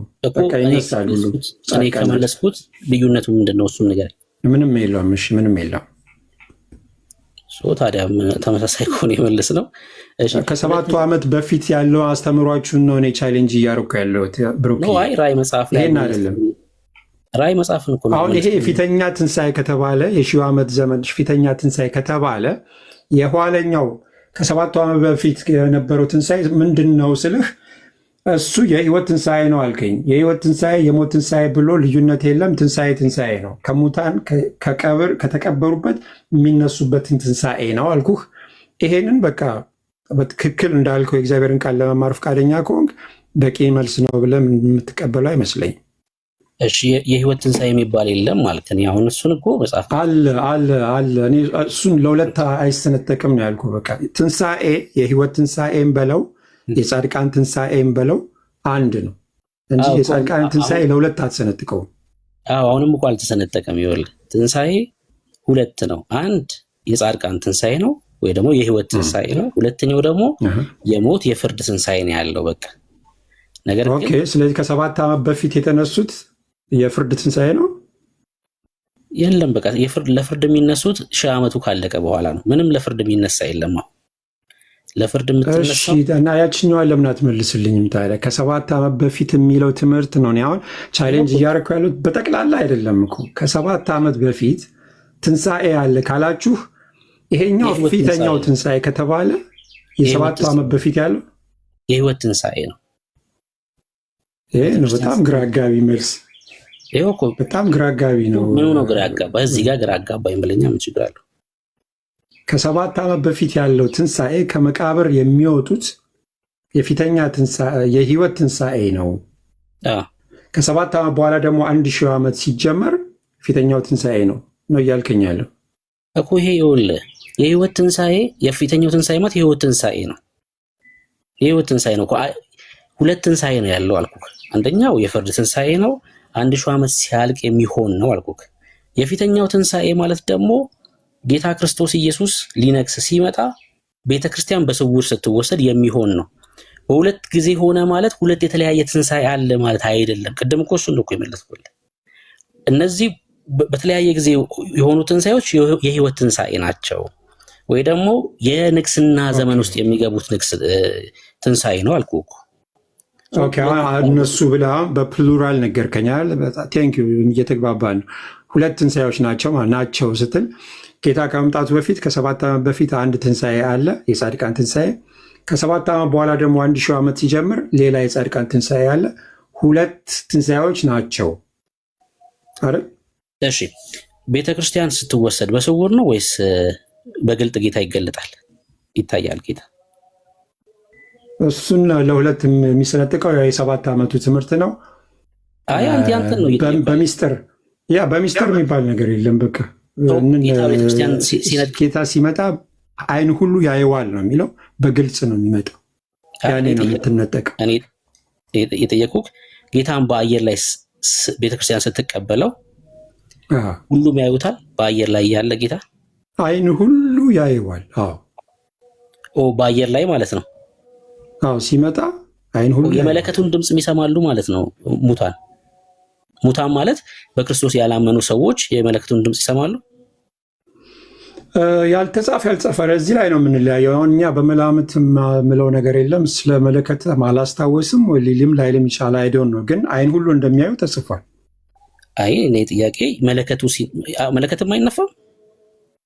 ይነፋል። መጨረሻው የኋለኛው መለከት ይነፋል። ሙታን ይነሳሉ። ሲነፋ በክርስቶስ ኢየሱስ ያላመኑ ሰዎች የመለከቱን ድምፅ ይሰማሉ። እኔ እንጃ። እኔ አም ፕራውድ ቱ ሴይ እኔ እንጃ። አሁን እዚህ ጋር ለእያንዳንዱ መልስ ሊኖረኝ ግዴታ አይደለም። አላውቅም ወንድሜ ብሩክ፣ አንተ አስተምረኝ ስለሱ። እሺ አይ ያው ቻሌንጅ እያረከኝ ስለሆነ ነው እኮ ገብቷል። ቻሌንጅ እያረከኝ ስለሆነ ነው። ቻሌንጅ ካዩት ስለመስማት ስለመዳሰስ ምናምን ብዙም የሚሰጠን ተጨማሪ እውቀት ያለ አይመስለኝም። ኢየሱስ ሲመጣ በሚስጥር ይመጣል የሚለው ትምህርት የውሸት ትምህርት ነው። በግልጽ ነው የሚመጣው። ችግሩ ትከሳለህ እንጂ ስትጠይቅ እኮ አትመልስም። አሁን እኮ አስቸጋሪ የሚሆነው የውሸት ብለህ ትከስና ከዛ ስትጠይቅ ግን ግዴታ ሁሉን መመለስ አይጠበቅብኝም ትለኛለህ። እሱ አስቸጋሪ የሚያደርገው እኮ እሱ ነው ውይይታችን። አይ ቲንክ አስቸጋሪ ያደረገው የሌሉ ዲቴይሎችን እየጠየቀኝ ነው። አይን ሁሉ ያየዋል ስልህ ይሰማሉ? አዎ ይሰማሉ ብለው ይዳስሳሉ ልትለኝ ነው። እነሱ ምን እንደሚረዱ አላውቅም። አሁን ስለ ጌታ በግልጽ መምጣትና በሚስጥር ሮሜ መጽሐፍ ምዕራፍ 11 እስራኤል ሁሉ ይድናል ይላል። አዎ ይላል። መች ነው የሚድኑት? በፍጻሜ ዘመን መጨረሻ ዓመት ላይ መጨረሻ በቃ ከፊታችን ማለት ጌታ ከመምጣቱ በፊት ነው የሚድኑት። ሲመጣ እነሱን ሊያድናቸው ነው። ቅድም አንብበዋል አንተ መሰልከው ኤርሚያስ ዘካርያስ ላይ ጠቅሰህልኛል። ሊያድናቸው ይመጣል። መጨረሻ ላይ ይመለሳሉ። የካዱትን መሲህ ይቀበላሉ። የመጨረሻ ጭንቅ ውስጥ ሲገቡ እነዛ የሚመለሱ እስራኤላን ይድናሉ። ኖ ሲመጣ ስትል የሚድኑት ጌታ ወደ ምድር ከመጣ በኋላ ነው የሚድኑት? አዎ ሊያድናቸው ነው አክቹዋሊ የሚመጣው። እንዲያው ካዩት በኋላ ነው ነው አይደለም። ይድናሉ፣ ያለቅሳሉ ይላል። በቃ የወጉትን ያዩታል ይላል። እና በዛ ጊዜ እኮ ጥያቄ መቼ ጊዜ ስለሆነ ጌታ እግሮቹ ደብረ ዘይት ተራራ ላይ ሲረግጥ ሲመለከቱት ነው የሚድኑት ወይስ ከመምጣቱ በፊት ነው የሚድኑት? ከመምጣቱ በፊት። ምክንያቱም ከሚገቡበት የሚቀበሉት የክርስቶስ ተቃዋሚ ራሱ ትክክለኛው መሲህ እንዳልሆነ ሲረዱ እውነተኛው የገደሉት የካዱት ኢየሱስ እሱ እንደነበረ መሲያቸው ሲረዱ ሊያድናቸው ይመጣል እና የንስሐ ጊዜ ይኖራቸዋል ማለት ነው። አንቲክራይስት በሚገለጽበት ሰዓት ነው የሚድኑት ማለት ነው። እነሱ ተገልጦ እነሱ ሊጨርሳቸው ሙሉ ለሙሉ ከምድረ ገጽ ሊያጠፋቸው ሲል እነሱ ሊታደጋቸው እንደሚመጣ ተጽፏል። መታደግ ሳይሆን እኔ ስለመዳን ነው። ሊታደጋቸውማ ይመጣል እኮ ትክክል እኮ ነህ። ለምን የጎግ ማጎግ ጦርነት ስላለ ያን ጦርነትም ዊን የሚያደርገው ራሱ ጌታ ነው፣ የሚያሸንፍላቸውም ጌታ ነው። ስለሱ ሳይሆን እያልኩ ያለሁት በሱ የሚያምኑት በየትኛው ሰዓት ነው ነው? በመጨረሻው እንዳልኩ ከፍተኛ እልቂት ውስጥ ይገባሉ። አሁን ከፊታችን ያለ ትንቢታን እዛ ላይም እንደተጻፈልን በየትኛው ቃል መሰረት ዘካርያስ 12 ላይ ይዋጋላቸዋል እጋደልላቸዋለሁ የሚለው ትንቢት አለ። ሕዝቅኤል 38 ላይም እንደዚሁ በእስራኤል ዙሪያ እንደሚሰፍር ይናገራል እና በመጨረሻው ዘመን ላይ እነሱን ለማጥፋት የዓለም ሕዝብ ሁሉ እንደሚተባበር ይናገራል። ጦርነቱ አሁን 12 ሕዝቅኤል ስለ ጎግ ማጎግ ጦርነት ነው። የሮሽ የተባለው ሊደር ከዛ ጎግ የተባለው ሊደር ማጎግ የተባለው የሩሲያ ምድር ምናምን እነሱ ይመጣሉ እኮ ለጦርነት። እነ ፉጥ እነ ሊቢያ ማለት ናቸው ይመጣሉ። እኔ ግን በየትኛው ሰዓት ነው ጌታን የሚቀበሉት ስለሆነ ጥያቄ እሱን የሚያሳየውን ጥቅስ ንገረኝ። ዘካርያስ 12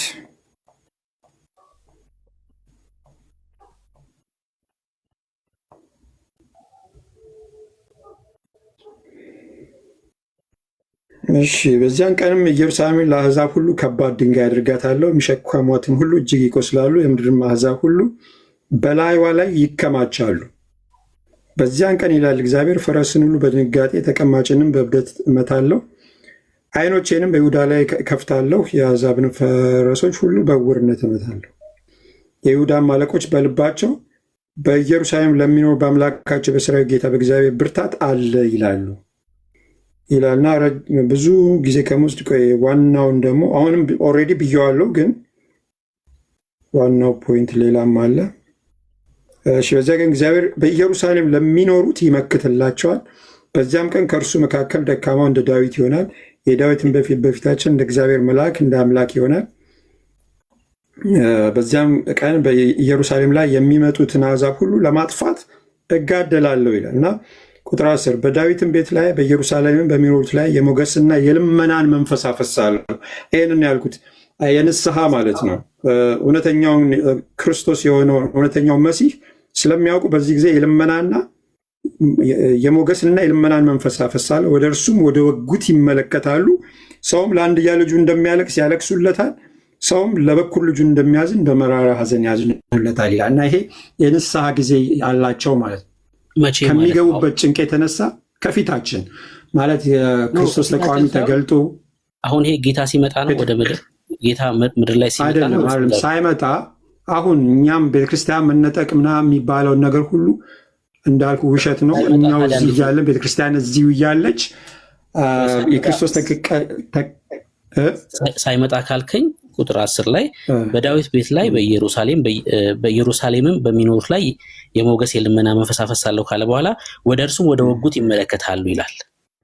ሰውም ለአንድያ ልጁ እንደሚያለቅስ ያለቅሱለታል ይላል። ሳይመጣ ነው የሚያለቅሱለት ይመለከቱታል የሚለው ሳይመጣ ነው ጌታ። አዎ ሳይመጣ ነው ማለት ሲጠሩት ኢሚዲየት የሚመጣበት ክስተት ነው ይሄ። ሲያምኑና የልመናና የሞገስ መንፈስ አፈሳለሁ ሲል በዛ ሰዓት ወደሱ ሲመለሱ ኢሚዲየት ጉዳይ ነው። በዛ ሰዓት የሚመጣበት ጊዜ ያው ኢሚዲየት ነው ማለት ነው የሚሆነው። እሺ ቴንክ ዩ ውሳን ተባረክ። አሜን። ቴንክ ዩ ተባረኩ።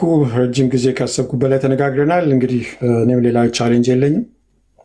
ኤኒታይም ከጋብዛችሁ መጥቼ ተዘጋጅቼ ለመነጋገር ዝግጁ ነኝ። አንተ ዝግጁ ስትሆን ጻፍልኝ፣ እኔ ሆስት አደርጋለሁ ወይ ኤርሚ ሆስት ያደርጋል። ልክ ተዘጋጅተህ በቃ ሬዲ ነኝ ብለህ ጻፍልኝ በውስጥ በኩል።